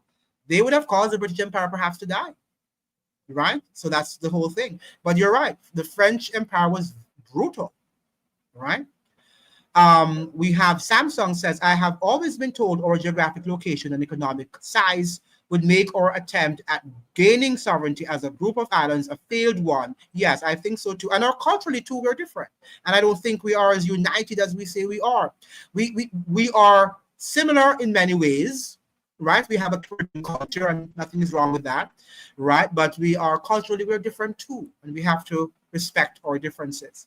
Yes, we have different demographics. For example, in Trinidad, you have lots of, Indians, and Jamaica and Barbados are made up more of people of African descent, or religion also because of the Indian, influence on countries like Trinidad and Guyana. Then you're going to have Hinduism and all of that stuff. Jamaica and Barbados might be more Protestant nations, right? So culturally, we're different. Now, the empire don't have anyone on their pagan Christmas list. It was interesting you say that, because I think Hexet has a cartoon thing with telling children what is on your Christmas wish list, and he has a cartoon where he's suggesting that the people should be struck. They should have more strikes, gun vote strikes. That is your wish for Christmas, right? That's terrible. Yeah, so we have this. I don't think color matters. If they drive the empire there in black, brown, mixed, it don't matter. Yeah. One of the things is that's also utopic in our world today, that we hope that color doesn't matter, but unfortunately in our world, color matters. I am like that to TTW stuff. I am like that in terms of I say, and I treat people, color doesn't matter to me, but for the world, it does matter, right? And that is sad. Philly, your vibes is saying USA is basically British Empire moved west. Absolutely, I agree 100% with you. The CIA is a cult, or cut rather, of the MI6, British Intelligence Propaganda Network. You're correct. And they once said blacks were from ape in order to continue slavery. Absolutely, absolutely. Who would disagree with you? The American Empire is an extension. Of the British Empire. And that was what they came to an agreement with. Why do you think they're always defending each other? Right? Because they're cousins. Geopolitical interest, bastards. Yeah, so we have Proverbs 6 verse 16 says, from 16 to 19, God hates liars. Yes, absolutely, God of the Hebrews. Where are we now here? We have Yardiva. I will call that exploitation, no different. We have here Niger, is that Mali, sorry, and Burkina Faso are currently kicking out their French colonies, their colonizers, and taking back their sovereignty. Yeah, and we hope that while they're inviting the Russians and the Chinese, that they will be able to take back their sovereignty, right? Because you don't want to kick out one colonizer and then invite others, right? And I think that we often talk too much against Western hegemony, okay? But oftentimes we need to also read some, including myself, and I'm guilty too. We need to read more what you call it, Russian history. I need to learn the language too. And we need to also read up on Chinese history, learn the language as well, so that we can also understand how the Chinese operate. I think in the West, we often don't understand Chinese people. And you're right, and Russian people, and the history of imperialism. Even the Japanese that were so ridiculously brutal to the Chinese, during World War II. So a lot of times, it's the ignorance that we have here in the West that we do not understand. But ladies and gentlemen, I want you to also understand the Western world is our home, whether we like it or not. All right. Our foreparents were brought here without the most, well, not all of us. All right. Some people, Indians, they came here through other through other means, through other arrangement. But most of us, well, the Caribbean, okay, comprised of people of African descent, our forefathers did not come here voluntarily. However, we are their descendants, and this is where we call home. All right. Remember that Marcus Garvey did not go to Africa. His intention was that the best of us would equip ourselves with the skills that we would go back to build. It was Marcus Garvey's intention that we just go back to Africa to just be Black people and just live there and laugh and live on plantations and, when I say farms, and be happy and be merry.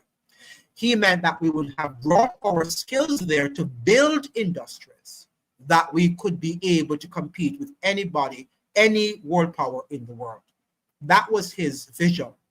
And we have never been able to accomplish that vision. Why? Because of our dependency syndrome. We think that we have to depend on Russians or Chinese or Americans or France. And because of that, we are always going to be in the position in which we find ourselves. Let me say something to you. And go and read the book by W.E. Du Bois, Black Reconstruction. That book, very, very good book to read. And when he expressed to us the fact that a lot of Black people, when it was time for them to be liberated, why do you think we always had some of those, unsuccessful slave riots? Because our own Black people, they had become so accustomed in their state of slavery to see the white man in position and power that they could not envision themselves living independently of the white man, even though he was abusing them, right? We are not chattel slaves at this point in time, but economically, in many ways, we are still slaves, right? And we don't see ourselves living independent of the white man, whether he's from Russia or it's, the Chinese are not Europeans, but now because of their wealth, right? We don't see ourselves living independently of them. It's almost impossible, right? And that is why many of the slaves, I shouldn't say many, but some of them aided the white man in crushing these slave rebellions, okay? Because they could not envision us living independently, going it by ourselves, okay? And we have to get rid of that. It's not easy to go it by ourselves. There will be a lot of challenges, but with unity, there is strength. In unity, I should say, not with, but in unity, there is strength, okay? And that is what we should understand. I live off the standard state of mind's ignorance that America is the greatest in the world, while there I am treated like a dog, but in Russia, a human being. Well, let us see that. And what is the success of Black people in Russia in comparison to the United States? Let's find out how many Black scientists are created in Russia, and how many Black scientists are created in the United States. Please let me know. We have sanctions as well as can't trade fairly. Now, remember too that it's the Constitution that protects us from being, even today, from being exploited in the United States. It's not just by some miraculous thing that the United States citizens like Black people, white people there like Black people. It's the laws that have been crafted there that protect us to this day. Until those laws are completely eliminated or eradicated, then Black people have a space in the United States of America. All right? We don't have similar laws. I'm sure there are no similar laws in Russia, in China. There is none. Okay? All right, so we have, yes, Russian, Chinese, Indian languages and history need to be taught. Right, I think they do. In the schools, the Saudis started teaching their high schoolers Mandarin. By the way, talk about, as you're saying this, remember, there is an article today, I think it was in the Politico also, talking about how Trump has actually outsourced diplomacy. And do you know who that guy Witkoff has outsourced, taking care of the Palestinian thing in terms of diplomacy and the peace talk that they're talking about in Israel? He has actually outsourced it to people in Qatar. And you're saying, how can you outsource something about, the, what do you call it now, the rift between the Palestinians and the Jews, the Israelis, to a country like Qatar? Does that make any sense? And these are some of the contradictions that we see in our world, and you really have to wonder who is on whose side. Who is on whose side? And that is why we have to be careful of aligning ourselves with what we call China or America. And so I'm saying, don't side with anybody. I side with what? The law. And I try to be honest. So if you are wearing a nice suit and my suit doesn't look good, I'll give you the whatever and say, okay, yeah, your suit looks better than mine, because it's the truth. Right? It's the truth. And we have to learn to accept the truth, even though it might not be comfortable. And what I'm here doing is not because I want to say these things, but because it took me years to understand what I'm telling you about. It took me years of studying and reading and connecting the dots for me to see that what I'm talking about, that the world powers are of one mind. They are of one mind, and that is what we call the one world government. It's not going to be a many world one government, or what you call it now, multipolar government, world government. It is not that. It is a one world order. It is a one world order, and that is what it is. And you can't go and remake it into your image when it is not real. Now we have here, I think you are confusing strategic partnership with dependency. Even the biggest empires have strategic. Absolutely. But ours is not strategic partnership. I can tell you that. And that's what I'm saying about, talking about now, Philly, you're right. But ours is not strategic partnership. You go and ask the Chinese if in Trinidad or in Jamaica or wherever they are, and think it's strategic partnership. They don't have a strategic partnership. What they have is control. Control. There's no strategic partnership, because we don't have anybody that doesn't have anything great to offer. You don't have any quality in what you're doing. When you go to the banks, and when they give us all of these, we have to pay back if you want a loan, because you're so in need. They're not there to, I can bring down the loan, the interest on the loan. They're not doing that. They control you, right? It's either you take their money or you leave it. Right? We have kindly seen famous colored Russian, none. Yeah, well, the fact is that I understand that there are different colors in Russia too. You have, some of the darker shades. Not everybody's white. We understand that Russia is a multi-ethnic country as well, right? So, and that is why we have to learn. And I'm not going to pretend here that I'm an expert on Russian history and Russian culture. I'm not. But I can see through observations through my 40-something years on the planet and observing that, and having lived in the United States, that it's not as bad. And come to Latin America too and see how Black people live.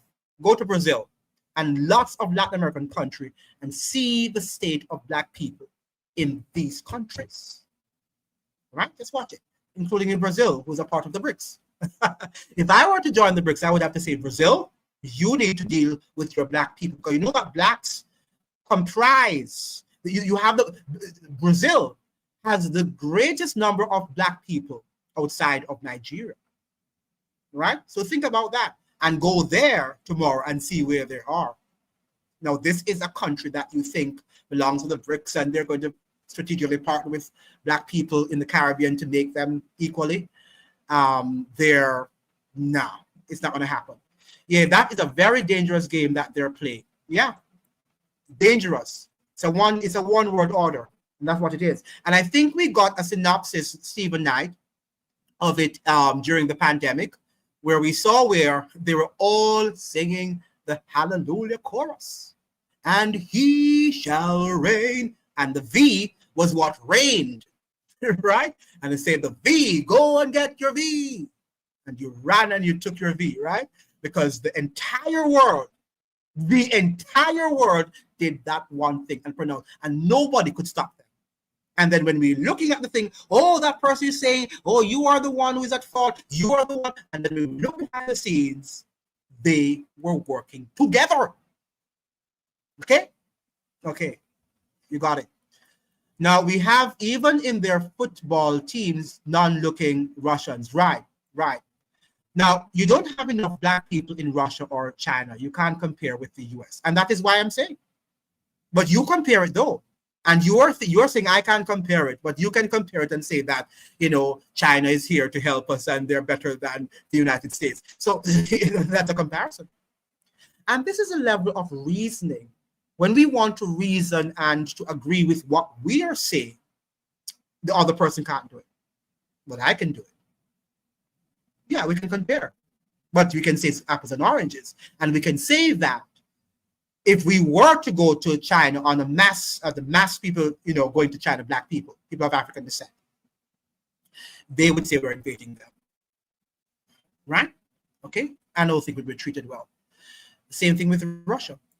Now we have, since you mentioned no such thing as strategic, do you think Russia and China are strategic partners? I don't think they are. But I think that they are working because sometimes, as we're saying, people work because they have a common enemy. As we're saying here, let's go back to history.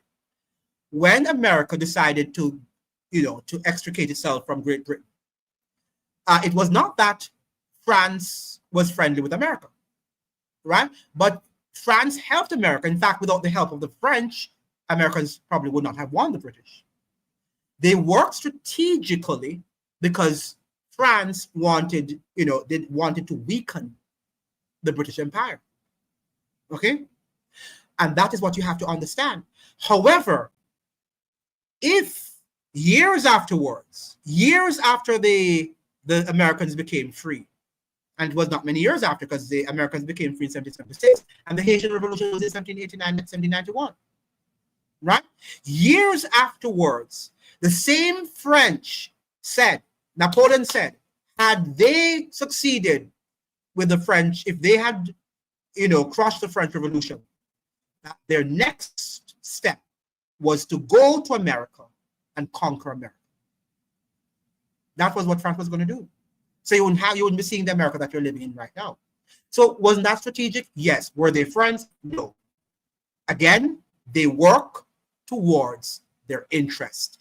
But like Americans, they worked in their interest too, and eventually, God bless them, and France lost the battle, and they were able to move on and now they've blossomed into a world empire, right? And that is what happens. Yeah. Yes, it's a one world government. It's not a multipolar world, and I don't know what. And this is the contradiction too on your part. Some of you guys here will be saying multipolar, and yet you're going to be talking about that's the guy who controls the one world order and the new world order and one world government. Now, how you talk about that and think we're going to live in a multipolar world in a one world government? It's not going to happen. And why you think you have the United Nations too? That is the institution that was created to effectuate the one world government. By the way, it's not there to bring about peace as they're telling you in the world. And by now you should know that. Now we have no Oriental or white. Children touch me all the time around the country, being the first black person they saw, no black people. Okay, good. And I'm happy that that is happening. Great experience, isn't it? I knew it was pandemic. Anyone with common sense, yeah. But guess what? Your boy Russia and China were on board. Right? They're on board with the United States. China did not colonize you nor enslave us. Well, there are different forms of slavery, as we're saying, right? Certainly, China did not make us into chattel slavery. slaves. All right, and we were lying to say that. However, when we look at the economic situation, we can say that we are to some extent enslaved by them.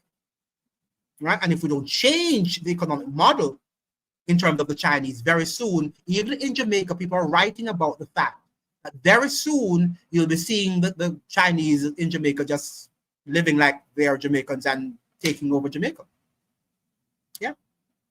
Because economics is what gives you power. Before the Chinese actually became the manufacturing hub of the world, nobody recognized the Chinese people. Who cared about Chinese people? Who cared about the Chinese? Right?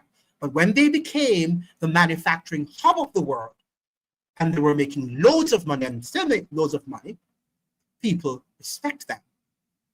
Right? And there's a difference, including America's attitude toward them. Yes, there is jealousy, envy, right? But they have to respect them. Yes, do they want to push them down? Yeah, because, you know, when you see somebody as powerful like that, and you did not expect them to grow so powerfully, then you want to crush them, right? Sorry to say, Oriental people rank the most racist in the world, the KKK in the preschool by comparison. And when we remember what racism came from, and Du Bois actually confirmed it, that the chattel slavery and the whole colorism really came from India, the caste system. That is what the British actually studied and the Europeans studied, right? And they perfected it. Okay, so to think that Oriental people are not racist and whatever, you need to go and rethink your position. Both leaders know history and they are using it to their advantage, absolutely. And let's not forget about, the next time I come on the live, I'm going to introduce a book to you in which an American author was explaining to us the connection between the American oligarchic family married into Chinese families and how they are able to ink out deals, even when we think that they're working against each other. Okay? So sometimes when you see the president go to China and you're thinking that he's there to create war, and that is what Glenn Greenwald was saying. A lot of the political discourses we have in the West, in the US included, is what the elites have okayed, have given the green light on to discuss. Right? So we're not discussing, what we're discussing here now is what should be discussed on major platforms, but they're not doing it because they either don't know or they're just going along with the status quo. We're heading to a multipolar world and we're going to live together and in a kumbaya world.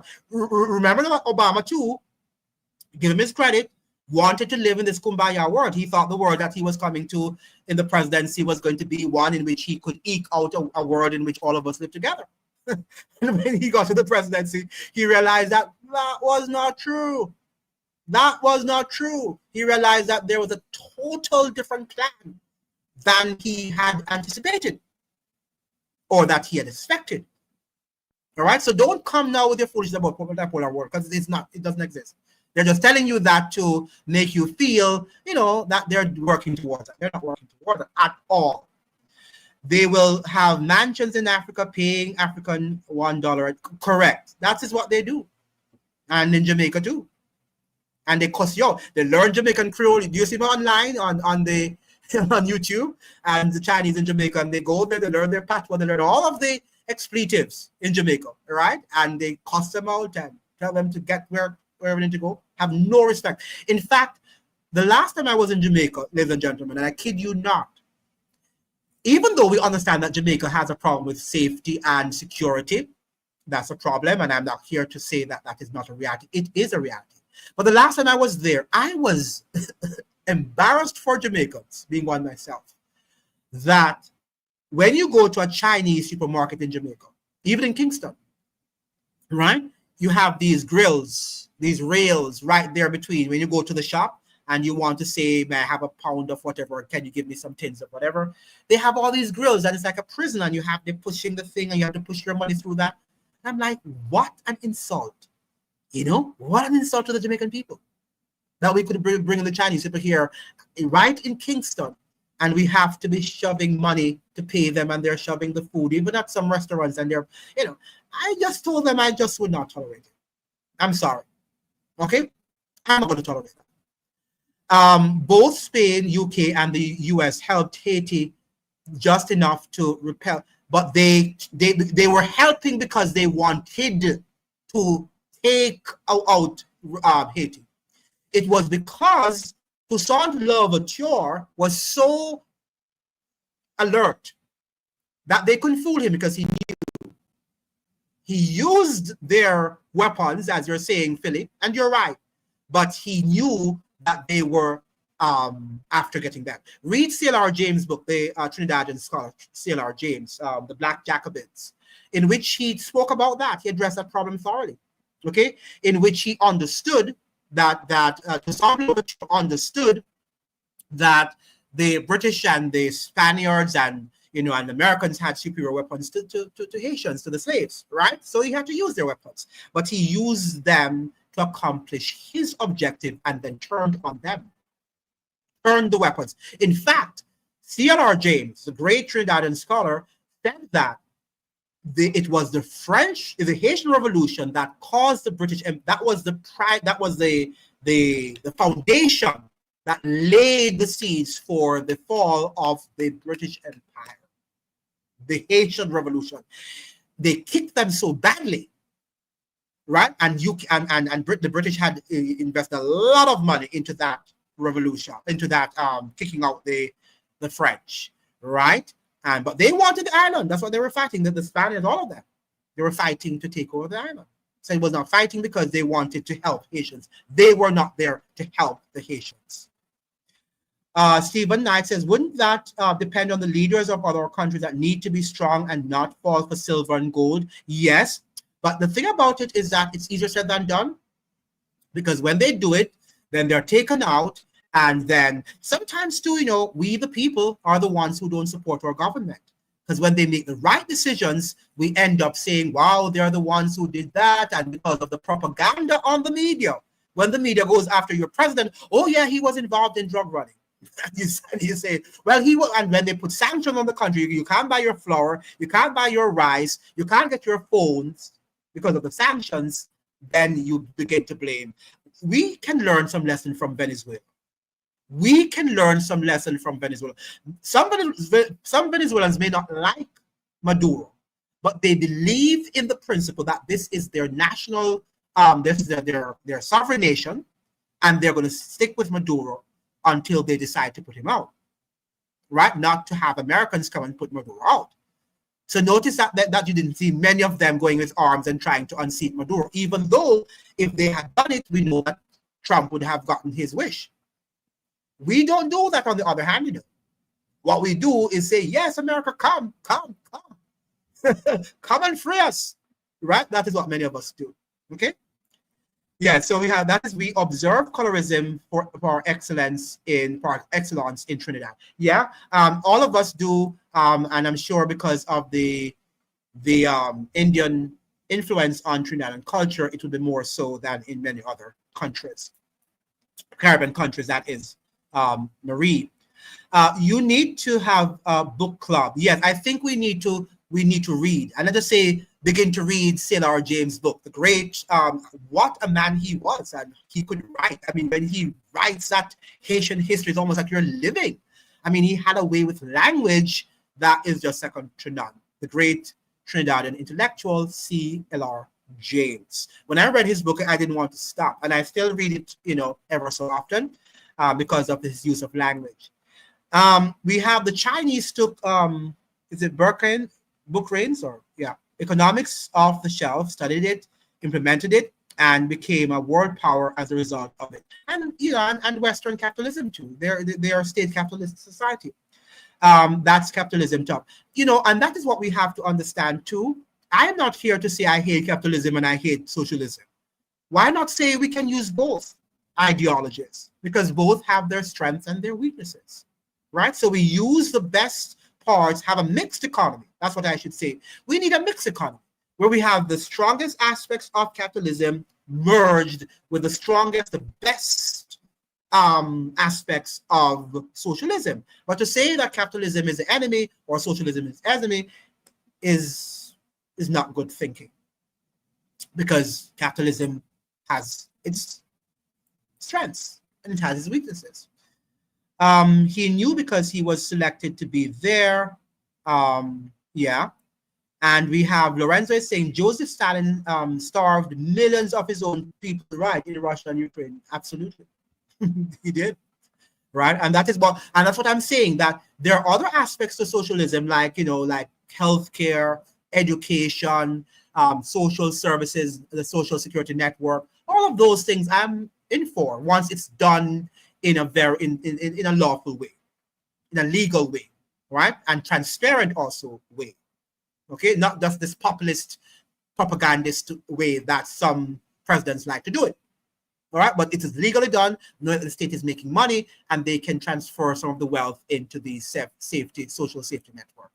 Okay.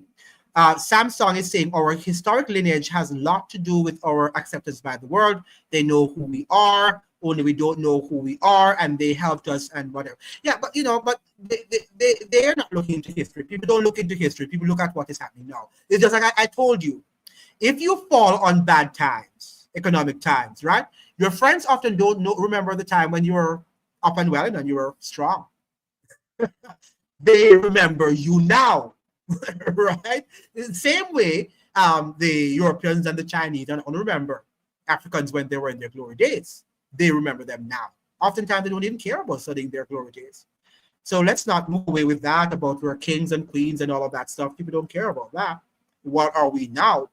That's the question. Now we have Stephen Knight is saying, is it 45? They have the resources. They just need proper leadership. Yeah, they do. Agree to read the book club. Now, what book could we read? What book would we want to read? There's a book here that I am looking at, and I've always suggested that you get a copy. It's online. You can go and download a PDF copy. It's called The Sorrows of Empire, of the U.S. Empire. Sorrows of Empire, Militarism, Secrecy, and the End of the World Republic. I attach it in the description when I'm going to post the video, right? For when you're watching the replay of the video, I will attach the name of the book. And I think we can begin with that because it talks about American empire. One of the reasons why I suggest, I highly recommend this book is because he's not on the right and the left. We need to remove ourselves from this right and left discussion and begin to look at things as they are. So you can say, look at things from a conservative point of view, from a liberal point of view, and begin to say the word in a much more broader perspective than just, this is, I'm liberal, whatever. Now we have capitalism starved millions. It also has fed millions too, so we have to, it has also fed millions, right? Remember too that when we say capitalism, Americans have done a lot in the world, and these are ordinary Americans. I'm not talking about Americans, the leaders. I'm talking about the American people. By the fact that many of them, have been able to generate certain wealth, they have saved a lot of families, right? Okay, so we can't underestimate that. Build schools in poorer countries, and I'm talking about the ordinary American. I'm not talking about the ones who are a part of organizations and, and all of this phony sort of philanthropic effort. And some of them have done some good things. So some of these leaders have done some, but I'm talking about ordinary Americans here. Steve Knight is saying there's nothing wrong with socialism or capitalism. Absolutely. It all depends on who implements it. Unfortunately, we have some twisted people in our society. Yeah. There's nothing wrong with tools. It's just like Stephen King, some Jamaicans will be saying there's something wrong with English. Nothing is wrong with English. It's a language. It's how we use it. Are you going to use English now and, and say that black is evil and all of that, which is not true? Then if you're using that to destroy yourselves, then yeah, something is wrong with it. But if you're using it as a language to argue and to implement strong economic policies and to compete with these people in the world, not only English, Spanish, whatever, then nothing is wrong with it. It's a tool. It's a tool. It's just a tool. The bookman's economic or ideas had capitalistic aspects to it, and that was part of the reason why Stalin had him all executed. Thank you so much for that information. Philly's saying Michael Manley went through what Maduro read. Absolutely, absolutely, what Maduro went through on a smaller level, but there was no social media. Absolutely, you are right. You are right.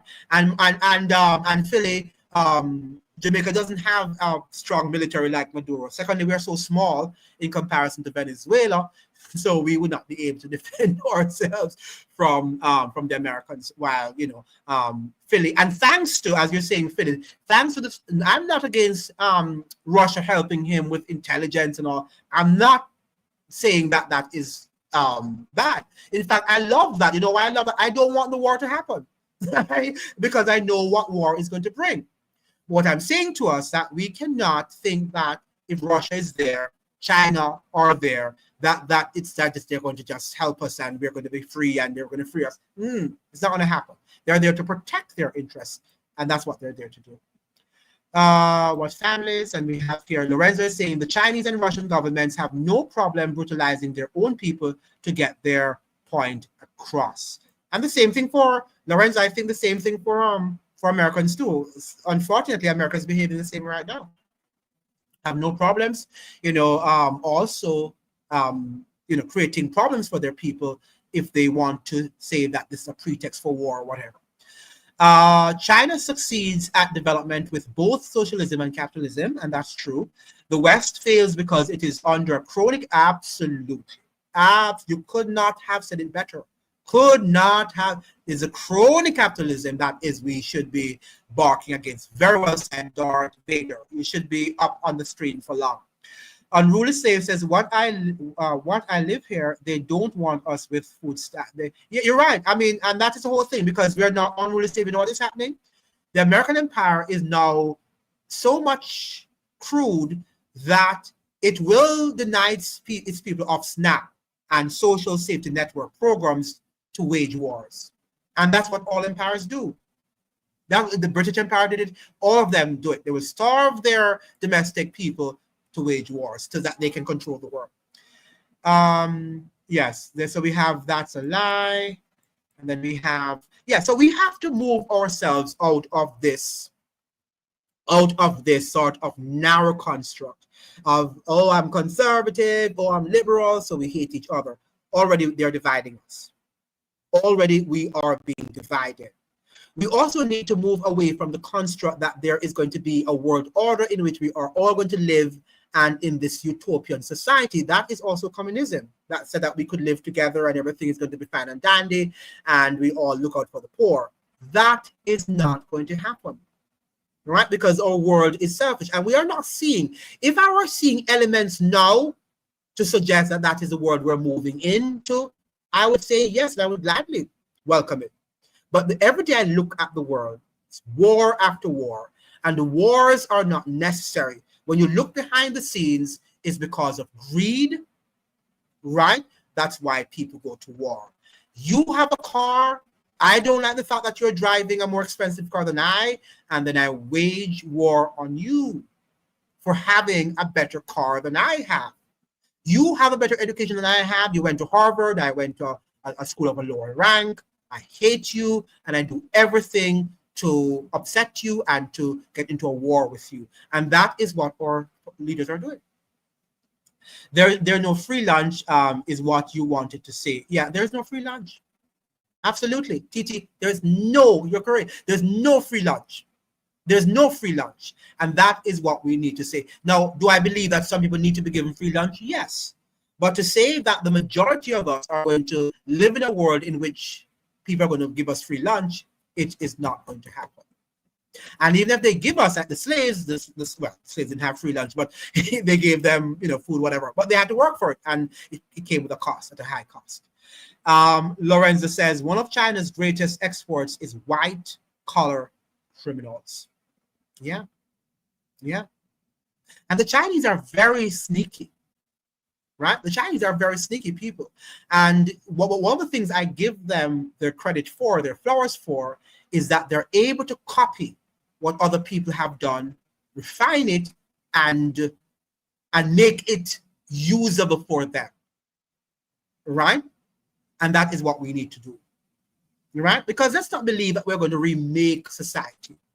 And that's what black people want. We are here, oh, that is black and that is white and everything white you should reject and all that nonsense. No, we should not be stupid enough to think that there are not good things created by white people. Just like white people should see good things that are created by black people. And we should be using these tools to develop the human race and to develop our human societies. Instead of we spend inordinate amount of time saying that this one is white and I'm not going to do this because that is white, you're talking white, you're doing this and this is, yeah, that is a lot of nonsense, right? And we must also understand that we're human beings, we have human nature, and whether you speak Spanish or you speak Arabic, we all are jealous, we show envy, we get angry, right? We are selfish, right? So don't believe that black people are, inherently more superior and morally superior to white people. Some are more vicious, and I must say that, than some. Yeah, I agree with that. But don't think that we are innocent too. We can be vicious too, right? And when you look at what is happening in Africa and in the Caribbean, and you see how some of our politicians live, some of them coming from very poor beginnings and humble backgrounds, and yet still they amass the wealth, steal it from the ordinary man, and then tell us about black people and we should get, what do you call it now, reparations when they're stealing the money from what we have there in the kitty, right? They're stealing our monies, yet they're telling us that the white man is the worst, while they're helping him to steal from us, right? And our black people are guilty, and we have to call them out and stop getting into this, black-white sort of narrative. That is not going to help us to grow anywhere. We're not going to go anywhere with that. And that's what Dr. Martin Luther King Jr. was saying. We have to come together. And that's what happened when he now, you know why they killed him? Dr. Martin Luther King Jr., and his birthday is coming up very soon. They killed him because white people saw that he was bringing all people together, the working class white man, the working class black man, all Hispanic, everybody who was going to fight against the empire. And they could not stand that. They like to see you now going on podcasts and you, black, white, and whatever, you talk about the black is this and whatever. They love that because it's not doing anything. And you can talk anything you want to talk against them. They don't care because you are already divided. As a people, we are divided. But if another person like Martin Luther King should come back on planet Earth, where they can reunite everybody, against, irrespective of your racial or ethnic background, that is going to be the greatest threat to the U.S. empire. I don't mind the Chinese, but I think the government will have Africa under their control a little better than what America gives them, but no invasion wars. And they might build some few highways, as I see them doing in the Caribbean, but are they investing in education? Are they investing in healthcare? Right? Are they investing in just human training? Are they doing that? Or are they bringing their own people there to work? Do you Brogard is compromised? Do you know that? Yeah, of course. And like all of our politicians, Philly, I know that Brogard is compromised. I think the Jamaican government, in its entirety, be they PNP or GLP, is compromised, not only Brogard. And that is why now I part company with a lot of Jamaicans who think that Brogard is the only one that is compromised. They're all compromised. Golding, PJ Patterson, all of them have been compromised or are compromised. True, it's not black or white. Don't take that personal. I love all, but I'm careful. Yeah, it's not black and white. Yeah, it's not black or white. It's the struggles that we have to look at, and we have to unite against the oligarchs who want to disunite us. Not just ports. Why ports? The British built ports in India, and now we know why. Correct. I keep on saying TT WSUF that in Jamaica too, the Chinese are building all these infrastructure to be able to transport their goods and their services, right? They're not building them because they want Jamaicans to have wonderful highways. At the same time, we are the ones who have to be paying the debt, even though they're benefiting from the improved infrastructure. Correct. Lorenzo is saying the Chinese invest in infrastructure around the Caribbean that would benefit them. I just said that, Lorenzo. Absolutely. It would benefit them. And they make lots of money while, saddling us with debt that we have to pay from the profits that they have made. And they're just, it's a double whammy for them. And we're stupid, right? I wonder sometimes, and I'm black, I'm black to the core. You see it on my face, right? I'm a black person. But I wonder sometimes if something has gone wrong with our brain. I don't know. I do not know what is wrong with us. That we allow them to exploit us, yet still we keep on saying they're exploiting us, and we're pointing the fingers on at the white man, and the Chinese is going to come and, sack us from the white man. Right? And the white man and the Chinese are working together at the end of the day. Well, against us. They might not be working together in some cases, about just like the British and the French weren't working together, but they worked together against us, black people. It was said that MLK was used by the elites to keep Afro people from becoming independent, but rather hanging or whatever the Afro or hinging, the Afro applied to all other causes, weakening the movement. Yeah, I've heard of that too. I think that is a theory. I don't think it's something that can be proven. Because why would they kill him? I think maybe before they were sort of using him, but I think that he realized that and he started speaking up against things that he thought should have been spoken up against. And the same thing would have happened to Barack Obama too. Had he come into the office, in fact, I understand somebody asked Barack Obama, why didn't you do more for black people? And he said, do you want to happen? Would you like to happen to me? Let me get my thoughts together. Would you like to happen to me what happened to, Dr. Martin Luther King Jr.? That's what he was saying. Because if Barack Hussein Obama had come to office and then made a 180 degrees turn, they would have got rid of him.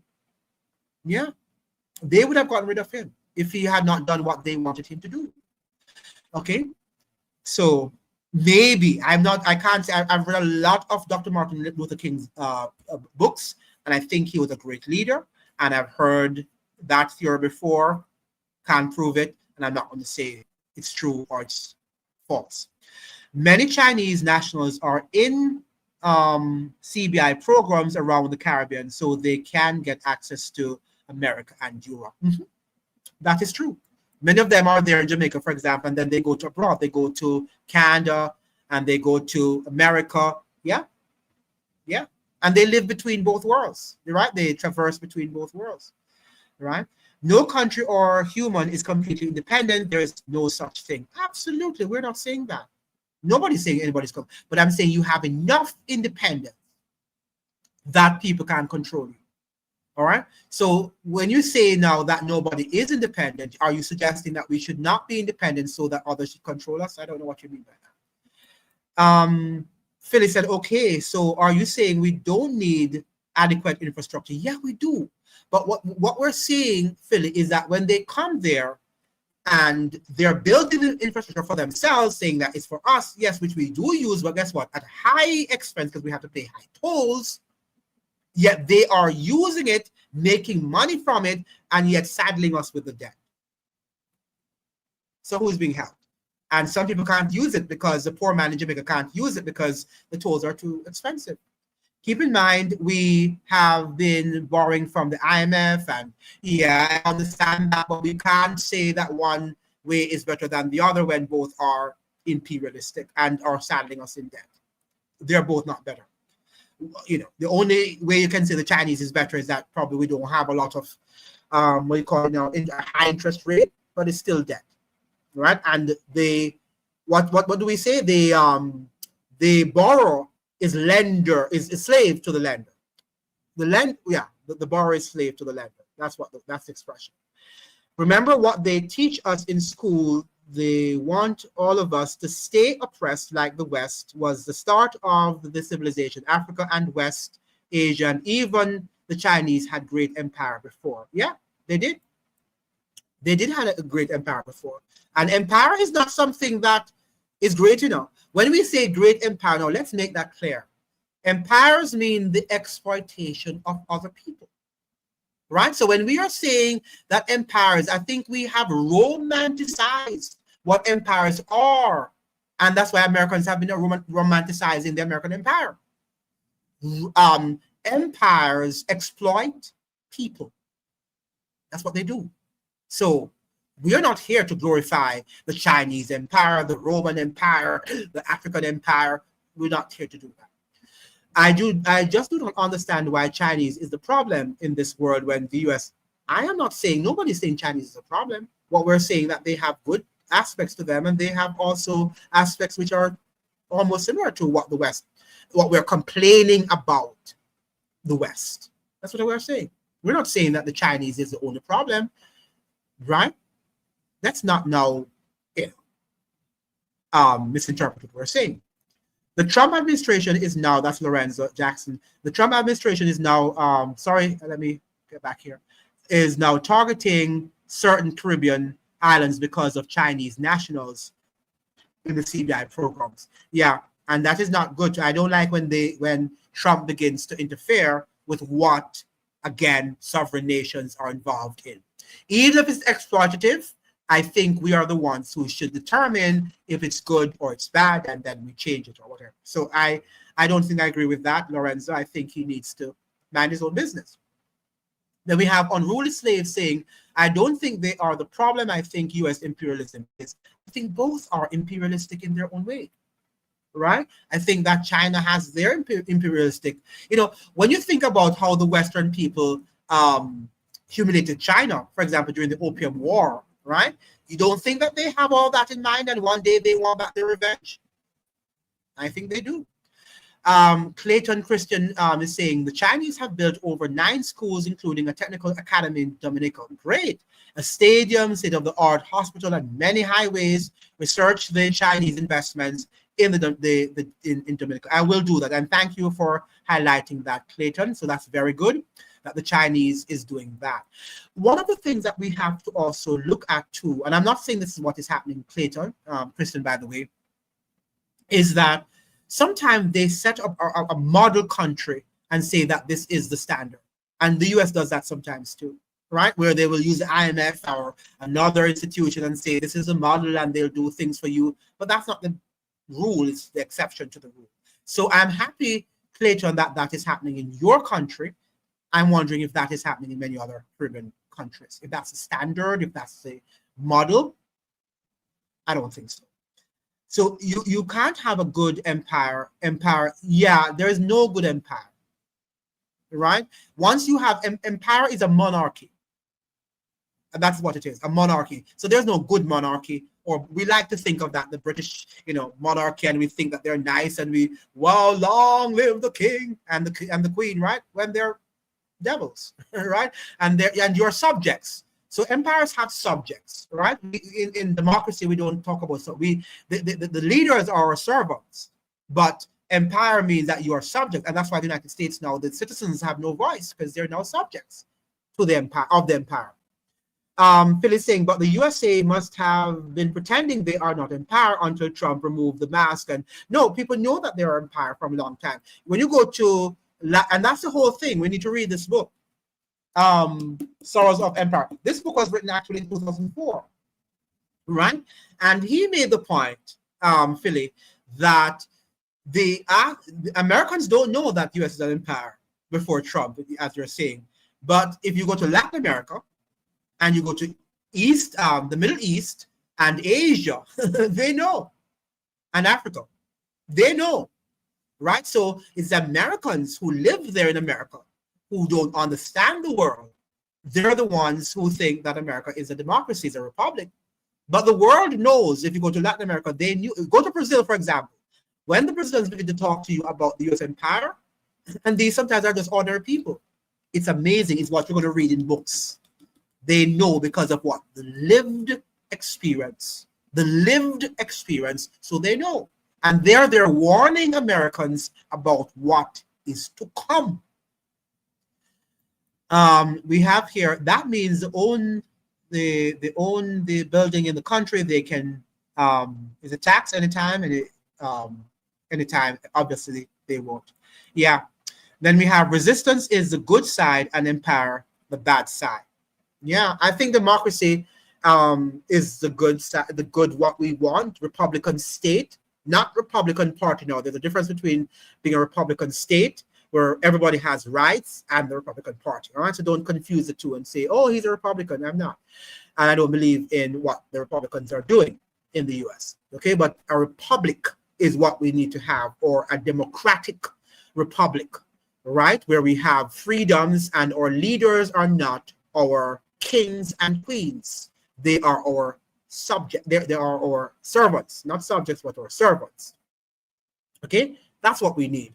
And so we don't need an empire, whether it's British Empire or the American Empire or the German Empire or the Egyptian Empire or Turkish Empire. We don't need these empires. Okay, what we need, we want freedom. And that is what we have been saying on this program. It is impossible to have empire and liberty. The two cannot cohabit in the same room, right? We cannot have liberty and an American empire. And that is why every day Americans are waking up and they're seeing violations of the Constitution, because the two can't cohere. And until Americans say we don't want an empire, we want liberty, we want the Constitution, we want the republic that the founding fathers bequeathed to us, they're going to realize the same horrors that people in the Middle East, in Latin America, in Africa, and in some parts of Europe had to endure. They are going to be subject to that and worse, because they're already in the belly of the beast. They're right there in the belly of the beast.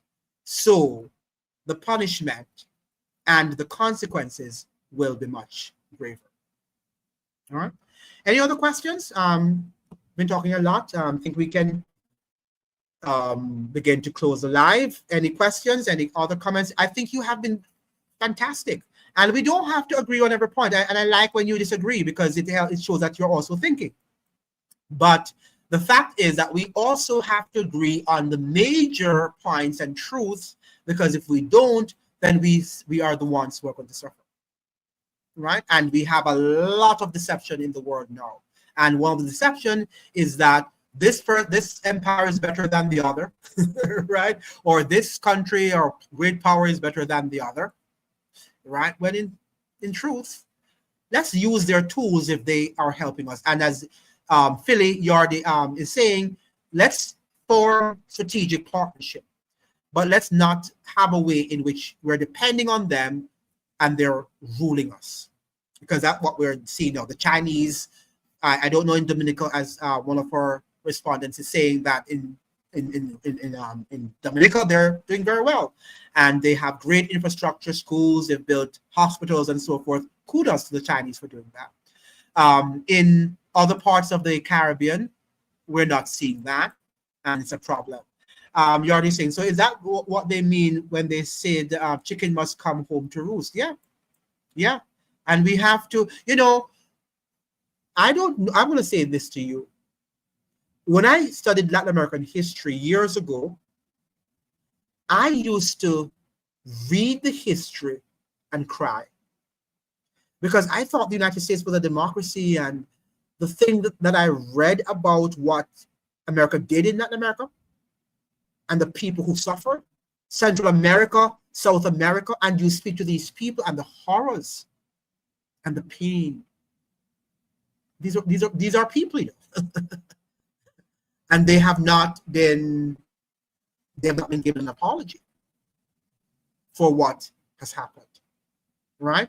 So we have to wake up, and we have to realize that people work in their interest, right? They don't work because many of us are philanthropic, right? We all have our agenda, our interest, And that is what we have to be careful. It doesn't mean, therefore, that we should not get help from people, because we have to be helped. No man is an island. No man stands alone, right? No man is an island. We all have to work, and we have to depend on people. I am not good at math. You might be good at math, and I have to help him. But we should not be in a situation where we are dependent, where that person is actually taking advantage of us. And that is what I'm saying. All right. But nothing is wrong, Philly Yardy, to have strategic partnership. That we all need that. America needs that. All of us do need that. But let's not just depend and say these are saviors, and we must just sit with our arms folded, because you know what? Russia and China are coming to Venezuela, and they're going to kick butts. They're going to kick the American butts, and they're going to save us. It's not going to happen. Yes, they might kick American butts, but are we being freed? I don't think so. Yes, let's hope Venezuela can resist. Yes, I do hope that Venezuela will resist, for Venezuela's sake, and the people of Venezuela's sake, and that also for Trinidad, and all of the countries near to Venezuela, that we don't want to see a lot of deaths in our Caribbean nations. We don't want to see that. We just don't want, and it's going to spill over if we have that war. And that is why I'll be cheering China if they can go there for that reason. Right? For that reason, yes, we can have, if there's no war, it sort of helps the United States to stay away. And if they can, they can sort of keep the US from going there to create that war, that will be good. That will be good. But to suggest that they're there and they're going to, for long term, free us of US hegemony, that's not true. All right. Don't forget what they did to Jamaica, though indirectly under Seago. As I will never forget that. I will never forget that. I will never forget what the CIA, what the Americans did. But what I do understand to Philly, and you're in the States, is that we have to look at it through many lenses and look at what happened there. I used to be also where I just took this black and white understanding of the U.S. and its empire, but it comes with many layers. And as this very good journalist in Jamaica always say, some of the problems created in Jamaica also were domestically created. We created those sort of problems on our own, right? And then what America does, she looks at weak points, right? And then she goes and she takes advantage of these weak points. And Jamaicans are not united, that's for sure. And that's why anybody can now come and conquer us, be they the Chinese, Americans, Russians. We're just ready to be conquered because we are not a united people. Then we have Darth Vader says, and the U.S. successive regimes still behave in an outrageous way to the people of his backyard. Yeah. And we are not in their backyard, even though we are. If Venezuela don't resist, it will domino. Yeah, it will have a domino effect. I'm tired now, so if you're not hearing my words coming out of my mouth, so I think I should end the live if you have nothing more to say. But I will stay here if you want me. Just that I'm tired. I think I'm tired of talking. I want you now to ask me some questions, make some comment. It could have been done without local involvement. You mean the war on Venezuela? Are you saying that when you say it could have been what? What could have been done without local involvement? In Jamaica? Jamaica has a lot of problems, and we have a lot of internal problems. Yes, Jamaica has a lot of internal problems, right? And we don't want to fix it. I think that Jamaica is a country that is a superpower culturally. It's a superpower. I mean, Jamaica has impacted the world. I mean, for a small island of its size. However, we don't want to speak about our problems, all right? We just want to be airy and just live well, and that is not how it works. We have to get, and we have to highlight our problems. And that's what Marcus Garvey was doing. They didn't like him, and he left, because we don't like our problems to be highlighted. And we just like to blame others for our problems, and it can't work like that. We have to blame ourselves for some of the problems we have in Jamaica. And or elites or oligarchs in Jamaica, they're selfish and they only believe in enriching themselves and not the masses of Jamaicans. Make sure you're liking the live. That's important for you to do. The algorithm is sort of throttling my videos. I have some interesting news to give to you, but I won't give it to you maybe until next year. It seems like they're trying to promote the channel, but they're trying to do other things before that breakthrough is given. I won't say it yet until it has happened and I know where I'm going. So we have cultural and entertainment, individualistic but not collectively. Absolutely. Absolutely. Culture, we have created that. And when we think about the music to an entertainment, who controls it? Who controls the dance hall and all of that stuff? It's a white man. Look at that guy down there in Jamaica. What they call him again? He's a Jewish guy who is responsible for the dance hall and all of the. I think he was Spice, one of Spice's mentors or whatever. They control us and they control the music, and that's why the music will never elevate. Right? The Rasta reggae vibes and preaching liberation and all of that stuff is no longer that. They're just talking about women and the denigration of women. That's an agenda too, right? To keep our music dumbed down. The Jamaican oligarchs are carrying on the colonial. Absolutely. Nothing has changed in Jamaica. Nothing has really fundamentally changed in Jamaica since colonialism. And that is why Michael Manley was trying to change it and to bring a change in the system. And you know what they did? And this came out, I'm sorry I didn't have the clipping here with me. This came out of his former wife's mouth, Beverly Anderson Manley. She said that Michael Manley, when he started to implement these socialist policies in Jamaica, that his class, the class from which he hailed, they alienated themselves from him. They isolated themselves from him. And when he saw that, and after Siaga won the election, he was lonely and he went back to them, right? Because he wasn't a part of the masses, right? So he had to go back to his friends because guess what? When you stand up for what is right, it can be a lonely path. It can be a lonely path, okay? And that is why the Kamlas and the people, these people tend to just go with the flow because when they make these unpopular decisions, a lot of times they have to stand it on their own. As much as we are telling them they have to do, no, a lot of times we back away. We too, the followers, back away when these leaders make the right decisions. All right. The same. What his name is something about beach. I can't remember his name. Joe, right? Joe, absolutely. Joe, absolutely. These are the persons who control the music in Jamaica, right? So we don't control anything. Even our music is controlled by the slave masters, right? So we have to think about our plight. And this multipolar world, I think, Black people, if we were on board, maybe we are the ones.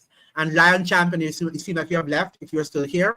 Maybe Lion Champion, we are the ones who have to, Black people, we are the ones who probably would want to live in a multipolar world, right? Because I remember C.L.R. James, he was the one who said in his book, The Black Jacobins, that in Africa, before the African slave came to the side of the world, he said that crime and violence was like null and void. They weren't aware of that. It was like a part of the culture. We learned to be violent from Europeans. The African countries were not a violent country before slavery. That we can see, right? That is fact. That the African countries, Africa has never been a violent. And that's what, when you look at Haiti, I've always said it before the gangs, and we know who brought the gangs to Haiti, right? Before this gang thing in Haiti, the gang warfare, the gangs have taken over, Haiti was one of the least, if not the least violent country in the hemisphere. How can the poorest country, what they call the poorest country in the Western Hemisphere, be the least violent in the Western Hemisphere with all of that poverty there? That is what many of the scholars couldn't, they couldn't explicate. Yeah, it's a fact. It's a fact. We did not know violence. And that is why when you look at Haiti, which is made up of majority people of African descent, And because they had a revolution long time ago and had extricated themselves from the Western world to some extent, because they were even forced to be isolated, they never learned that art of violence as Jamaica did, right? So it's something to study that the Africans never, never, and I've seen many Haitians, and I can tell you that they're not as violent people. They're stubborn. I can say that they're stubborn people, but they're not violent. Right? They're not violent people. Okay, and so we have learned, Black people in America, Black people in Jamaica, Black people in other parts of the Caribbean have learned a lot of violence from our Western people. Right? Yeah, and I would say that Europeans seem to be the most violent people in the world. They just love violence. I just don't know what is in their blood. Yes, Joe, yeah, how do you spell Bogdanovich? Yeah, he at Jamaica, biggest music festival, yeah, from a group of Montego Bay businessmen. He's an American Jew, yeah, he's not a Jew, yeah. They should have sold him percentage, not the entire thing. Yeah, they sold him the entire thing. I think he even has the rights now, Philly Yardy, to the Bob Marley, whatever. Doesn't he control Bob Marley Foundation or something?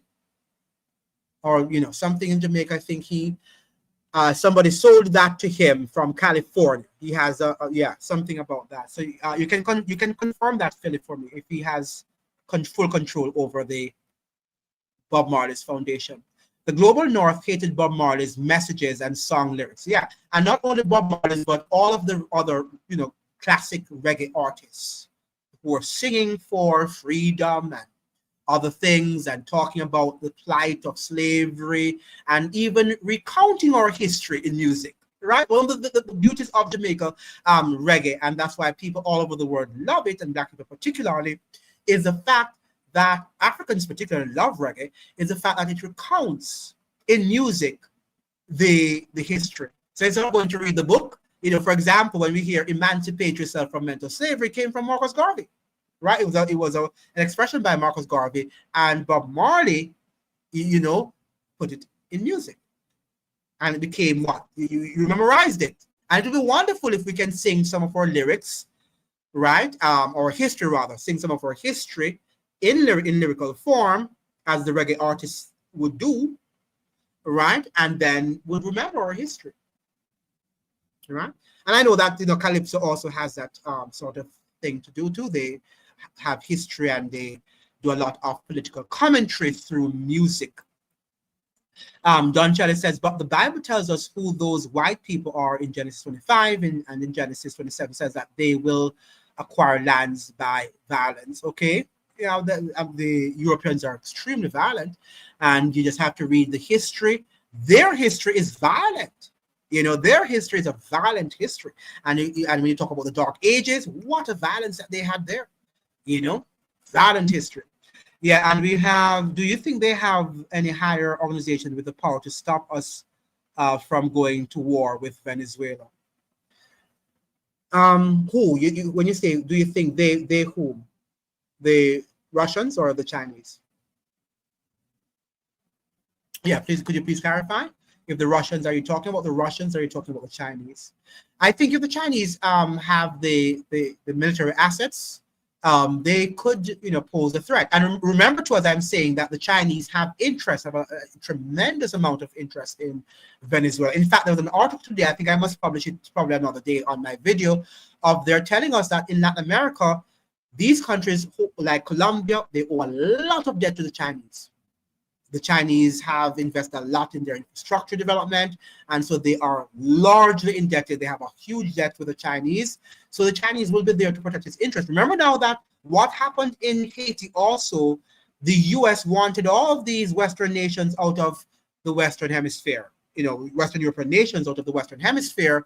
So what they did, they went into Haiti and forced the Haitians to pay off the French, right? And then to get the French out. So the French won't be here collecting their debt. And I think that's what the Americans want to do too. They want to invade some of these Latin American countries so that they can force these countries to pay off their debt to China that they can control. right? That's what US is trying to do. History is repeating itself.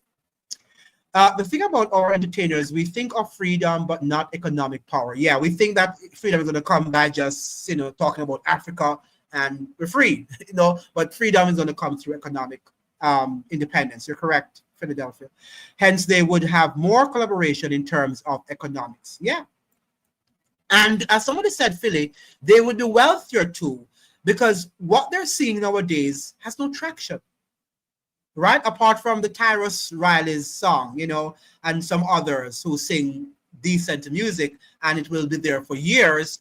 Look at the reggae music that was created like during the 60s and the 70s and, to the early 80s. They're still being sung and people love them. They will never go old. The Freddie McGregors and all these people, their music will never die. But, a lot of these dancehall songs, you just dance for a while and then they go. Right? They have absolutely no sort of touch. The West call it violence development. You're right. It's just natural for them. And that is why the Pete Hegseth can do what he does. And it's like it's a sport. Right? When you look at the Roman Catholic Church and what they did in the Dark Ages and the violence that they practiced, it was tremendous. Slavery. When you read what they did, the slave master did to our Black people, wow, how could they even do it? I mean, just violence. Yes, Jimmy Cliff. Yeah, Jimmy Cliff was just, I did a video on him on my thing. Not many people watched that video. That tribute to Jimmy Cliff was really a classic. And he also spoke out against the music that Jamaicans are producing now. I don't know if you saw interviews on YouTube in which he says that he's not really impressed with the music coming out of Jamaica currently. We have done Charlie. This group here, Andrew, is a nice little group. Yes, they are. The discussions are lively and very educational. And you're correct. Yeah, and that's what. Sometimes it's good to have a small number of people and not to have a wide audience just chattering just to curse each other. Yeah, we're learning from each other, and we can agree to disagree. Right? And I want to thank Philly for your educational. Yeah, we don't always agree. You think we have a multipolar world. I don't think we do, but nothing, we don't have to quarrel over that. What we can do is to share our ideas in terms of where we think, that what is certain is that the United States is having this inordinate influence on the world, right? That we can agree with. And that how do we come together as a people to resist, as Venezuela is doing. And I'm going back to Venezuela. They should be our standard or model of working with our leaders, even if we don't like them, to resist any form of imperial domination. I think that this will go down in history, whether or not Maduro succeeds eventually, but he will go down in history as a valiant leader. And the fact that his people, the large majority of them, stood with him, even though they might not agree with him on everything that he is doing there. Would Trinidadians rally around Mrs. Kamala Person Bissessar had she resisted U.S. imperialism and sanctions be imposed on Trinidad? Would Jamaicans do the same? Would they rally around Dr. Andrew Holness if sanctions had been placed on Jamaica and Andrew Holness was fighting against American imperialism? That's the question we need to ask. Yeah. Will the United Nations intervene in the Venezuelan? My reading of the United Nations is that it's a part of the U.S. global hegemonic power. What we think the United Nations is, it is not. And I think that the United Nations should have now shown us its true color. They're not going to work. I should ask you, is it Matrin Cutie? Matrin Cutie? I should ask you, is the United Nations working against what the US is doing in Palestine, which is worse at the moment than what is happening? Well, Venezuela has not been invaded, but it's worse to date, in comparison to what is happening in the Caribbean here. Has the United Nations done anything about it? No. Right? So it should tell you that they are not what they appear to be. Even if it costs pain, many died for us to be here. Yeah, absolutely. Yeah, Andrew will say, how high should I jump? Yeah, Andrew is Andrew, remember Andrew was a part of Bruce Golding's administration, and he saw what happened during the Dudas, saga. And I think that he has learned to play the game, because if you don't play the game, then things can happen to the likes, to what happened to Bruce Golding. And I think that he's trying to avoid that. And to the likes of Maduro. And to the likes of Maduro.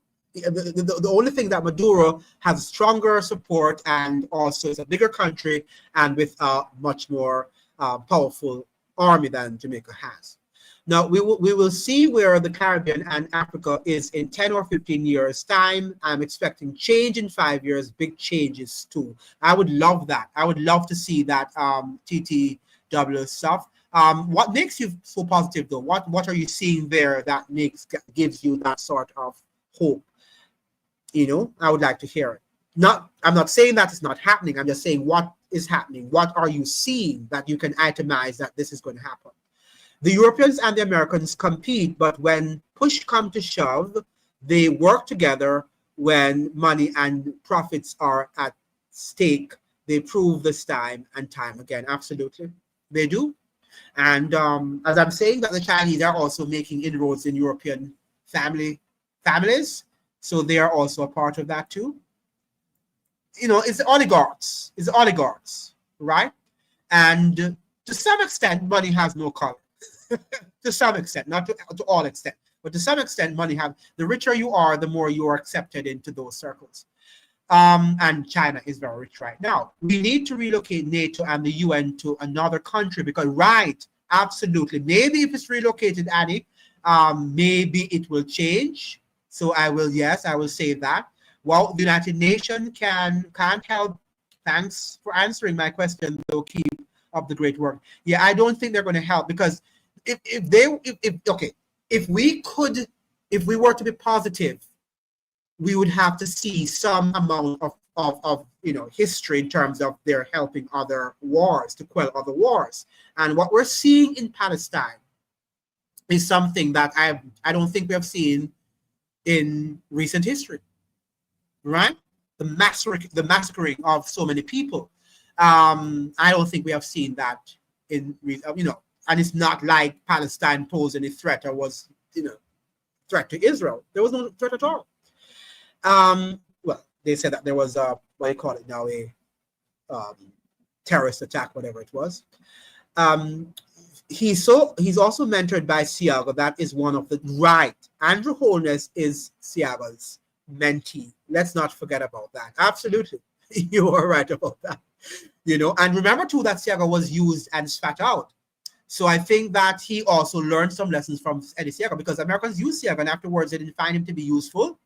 He didn't obey them. One of the reasons why they spat him out is that Siaga did not obey them. The IMF and some of the things, Siaga did not see eye to eye with the US, right? Remember that he did not follow a lot of the IMF strictures on Jamaica, and he stood up to the IMF. So even though Siaga was this bad guy, as we like to say he was, he had some good things about him too. And one of that, he stood up to the IMF, and the IMF did not like it. And the IMF is a part of the US military-industrial complex. So they would never have him back there. So I think Andrew Holness understands that if he challenges US global hegemony, whether through the IMF or any other institution, then he could also be spat on and face a similar plight like Edward Siaga, right? And Eddie Siaga never came back to power after 1989. Okay? So we have a history, though painful, that we need to study. And no amount of utopia. And it's nice to, don't get me wrong, guys, I would love to know that we're living in a world where we're all coming together eventually, and we're going to live at two powers in the world is going to, allow us to live in that world, and we'll all, live peacefully, and everybody, will be sharing and kind. It's not going to happen in this world. It's not going to happen. And it's not because I don't want it to happen, because the wealthy don't want it to happen. The oligarchs, and I'm sorry, it's not my fault. It's the oligarchs' fault, right? I'm just calling them out and letting you know that only if we demand that it happens. But we're not demanding it. We're fooled by what they're telling us. If China's Belt and Road Initiative isn't colonialism, I don't know what it is. Right. Right. Let me read it again. If China's Belt and Road Initiative isn't colonialism, I don't know what it is. It is. Right? But I agree, Liz, that it might not be the aggressive militarism as American form of imperialism is. But it is still colonialism, Remember too that when after slavery we were colonized, and the British was seeing us as what you call it now, and they were using aggressive militarism against us and having us work on the plantations. But we were colonized and we saw what they did to us. It was terrible, right? A different setup. Hopefully, most countries will move away from the West, and the so-called multipolar world promises a fair trade market. They promise, but will they fulfill it? No sanctions or war that these countries will fairly. Yeah, just word of mouth. Okay, but if once countries don't have any, what you call it now, what would we call it now? If they have not had any precedents in doing things, we can't believe them. We can take them at their word, and I'm not here to say that it's not going to happen or can't happen. We can take them only at their word, but we can't say that it is going to happen. Because just like our politicians tell us every day they're going to do this, and we hear all these promises, and when they get into power, they do worse than they say that they're criticizing. I don't trust the BRICS. That's what I don't trust the BRICS. I don't think that they are exemplary nations. If they were even trying to be exemplary nations, I perhaps would trust them. I don't trust them because I don't think that they are living in society in which they even respect their own citizens, many of them. And I'm saying the diversity of their populations, for example, in South Africa, in Brazil, right? I don't think in India, I don't think that they respect their own population. If they don't respect the diversity of their population and the multi-ethnic backgrounds, do you think that they're going to respect you? I doubt it. Philly saying, so the struggles continue. It continues, and we are the ones, Philly, who have to struggle. And if we can get people to understand that a lot of what we're seeing in the political realm is a deception, if they can understand and then say, let us unite, as Dr. Martin Luther King Jr. was trying to do, to unite working class people and all peoples to demand changes, I think that then is when we perhaps will see some changes. But to expect something coming from on high through the BRICS nation and these, oligarchs, that they're going to change the world, it is not going to happen. Slavery was not changed by the abolitionists in America, even though they meant well. And they might have crafted laws and so forth against slavery. It was done by the slaves themselves. It's the slaves that pushed it and said it has to be done. End with it right now. And you know how they did it? Whenever there was a confusion amongst the oligarchs, the slaves took over and took advantage of their confusion. And that's how they actually demolished the system of slavery. Okay? So we should see, when they're chaotic now, we see chaos in the world. Now is the time that we should be coming together with our hearts and hands, coming together to say, yes, now is the time when they're confused and this fighting against this whom and whatever, and there's confusion in the world on the Trump administration, confusion reigning. Now is the time that we should come together and say, now is the time to pull our energies together and say enough is enough, and we want a complete change of the system. But that's what we're doing. We're siding with the North or we're siding with the South. And we're dividing ourselves, or in this case, the West or the East, not the North or the South in this case. In this context, we're actually fighting, we're either siding with the West or we're siding with the East. And I'm saying to you, only side with them if whatever they're doing is going to help you, right? And I think that is what this guy, what's his name, Johnson, was always saying. What's his name again? I haven't heard from him for a long time. That guy, the African-American dude called Johnson, Dr. forgot his name. Yeah, but he was always saying, if we are siding, whether with the Democrats or the Republicans, they must clearly outline to us what they are going to do for Black people and have them sign it, have them enter into a contract with you that when they go into power, yes, Dr. Umar Johnson, right. Dr. Umar Johnson was absolutely, he was the one and he's right on that. I disagree with him on many things, but he's right on that in terms of the fact that we must ensure, just don't listen to Black people. We love fiery rhetoric because we are good at speaking, right? Black people love to speak, and we have some great speakers. So when we hear these wonderful rhetoric and so forth, we believe them, right?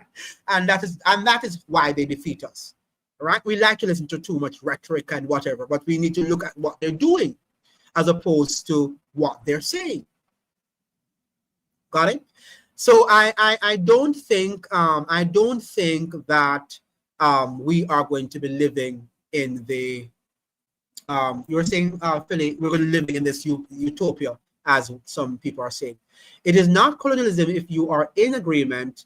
Blame countries that sign onto it. Don't blame the game. I asked Ethiopia what colonialism feels like. Yeah, but some of these agreements are also filled with a lot of clauses, and they come with traps. Okay? And sometimes if you don't accept, you won't get any deal. Right? And how much option do we have? Do we have a lot of options? I don't know. And that's why people, our people need to understand that we have to produce. We're not producing anything, Philly. We're not producing anything. And we have to produce. We consume, but we don't produce.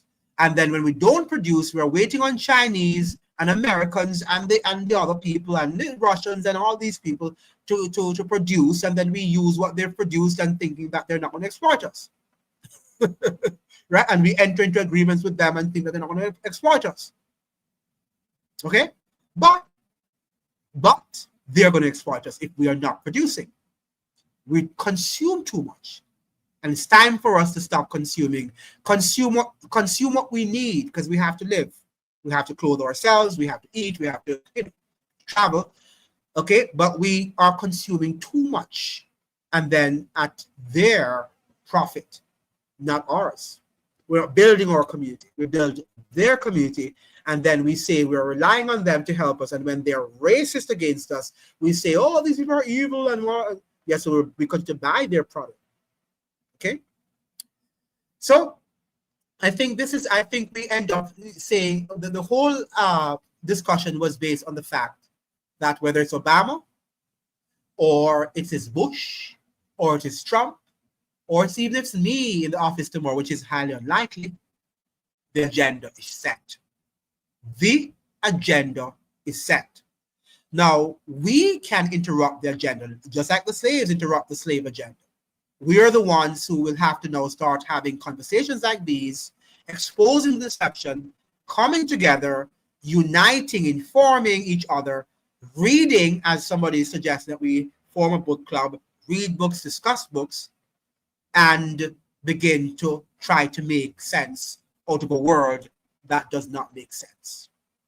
Right? The world in which we live does not make sense. The pandemic should have told us that. It doesn't make any sense what was happening then. Right? And all of the major powers, to some extent, were involved. Okay? So we also love Black forces in high places, in high places, instead of substance. As a result, many are recruited to fool us. Absolutely. Yeah. We love to see Black faces, the symbolic images of Black people. Wow, yeah, it's Obama. Right? Or there's the Dr. Nigel Clark from Jamaica, who is not the IMF, and people were, wow, from that school in St. Elizabeth, from Monroe High School or college, from Monroe College to IMF. He's now the whatever deputy director, the second deputy director of the IMF. Okay? And yet the IMF exploits us. Yet we're happy to have one of our faces at the IMF. And this is what, I don't know. So I'm here to educate as much as I can. I know I will not be loved because people don't like the truth. And I had to confront the truth for myself. I didn't like it too. and I cried many nights because I couldn't understand the extent of the evil that is practiced in our world and the deception. That is what to me bothered me. And I think that to a large extent, I blame myself for not being able to express it to you in a clear way for you to understand. You know, I try, but I don't know how much of it I have explained clearly. Okay, and that is a problem. But I hope that with what I have garnered and the knowledge that I have gleaned so far, and I have much more to learn, is that, you know, which will build and will expose the deceptions in the world. IMF is a life sentence of misery to your country, absolutely. But Jamaica thinks that it is wonderful, right? And that after we've paid on our debt, that things are going to be fine and dandy. That's what Jamaicans think right now. Both PNP and GLP, right? It is sad. We have here an Indo-Grenadian was the face of the IMF for many years, right? Was she the one who was in Jamaica once too? And he could not help his own Caribbean people, right? Right, because they're not there to help their own people. Just like the Dr. Nigel Clark, he's not going to help Jamaica, right? He's not going to help Trinidad. He's not going to help Guyana. He's not going to help Grenada, right? He's not going to help them. He's just there to ensure that. Do you know why they chose what's his name, Dr. Nigel Clark, the Jamaican guy? Immediately after they chose him, where was he sent? He was sent to missions in Africa to tell Africans, because Africans were there busily, you know, they were actually protesting against the IMF. So they sent a black face to Africa in the form of Nigel Clark from Jamaica to let them know that Jamaica had, you know, this great IMF program, and he was the director of it. He was a finance minister, and how the program was successful and all of that austerity program. And what better person to choose than a black person from one of the Caribbean nations? You know, and Africans love Jamaicans, you know, so they're going to say, oh, this guy's Jamaican and he's whatever. But I don't think they would have been so stupid. I don't think the Africans are that stupid. Yeah, we have IMF only benefits the 1%. Correct. The elites, absolutely. The elites, they benefit. It's the elites, not the country. So the oligarchs in Trinidad and in Jamaica and in Guyana, they will benefit from it, but they're not. The masses won't. The masses won't. Yeah. So we have blackface in high place again. Re-IMF appointments, absolutely. Yeah, and Nigel Clark is the new blackface. And the other day, when after the hurricane, he was saying, "Oh, we can help Jamaica if Jamaica. I'm here to help Jamaica if Jamaica needs any help." And I'm like, okay, but the IMF was very strict to Jamaica, and you know, ate up their monies. So why would you think that after a hurricane they would need you if Jamaica needs help? I was like, okay, Nigel Clark is a part of the system. He is, just like Andrew Holness. And we have Darth Vader is saying, what was the name of the what was the name of the Indo-Grenadian? I think there was an Indian lady there. I don't know if she was, I know she was from the Caribbean. I don't know if it was from Trinidad. There was one in Jamaica once, an Indian lady that was there too, and she was directing the IMF program. They have a few black faces in the UK government. And they are just there to show us black faces. I think the only one who was there is this lady of Jamaican descent. What's her name again? I forgot her name. And she seemed to have been somebody who used to stand up for black people, you know, in Parliament. She used to, I think it's Dion. Is it Abbott or something her name was or is? She is an effective black parliamentarian, British black parliamentarian. Yeah, so this is where we're going now, ladies and gentlemen. We are in a system that is imperialistic, and everybody wants control. Her name is Buttichuck. Is that? Right, Diane Abbott. Right, Diane Abbott. Right, you're correct. Yeah, that's the name of the person. She seemed, and we're saying not all people, we're saying. Very good. Not all, yeah, you're correct. Yeah, thank you so much. Not all people, black people, are bad.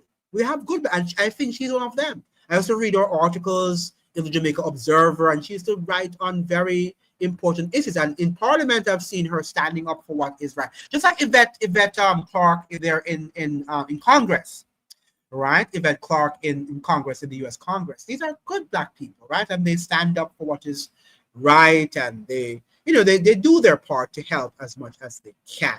So we're not here to bash every black person now and say everybody's, every black person, they're grifters and whatever. There's some good, decent black people out there who are standing up for what is right. Kimmy is the one from Jamaica. Oh, Kimmy, okay. I don't think yeah, was she from Trinidad?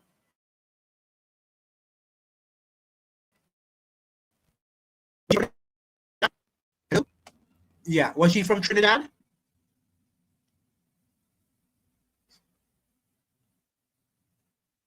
Oh, she was not. Okay, she was. Okay. All right, ladies and gentlemen, I think that I'm going to have to go now. Yeah, so it was great talking to you. I'm sorry that Mr. Pereira wasn't able to join. He said he would have. Maybe he's also having some technical problems, as we do sometimes. But it was great having you on. What book would you think is good? Do you want us to begin reading at least the first chapter for next week of the book that I suggested? I could leave it. Oh, let me leave it in the box for you right now. Let me write it in the box. The Sorrows of Empire.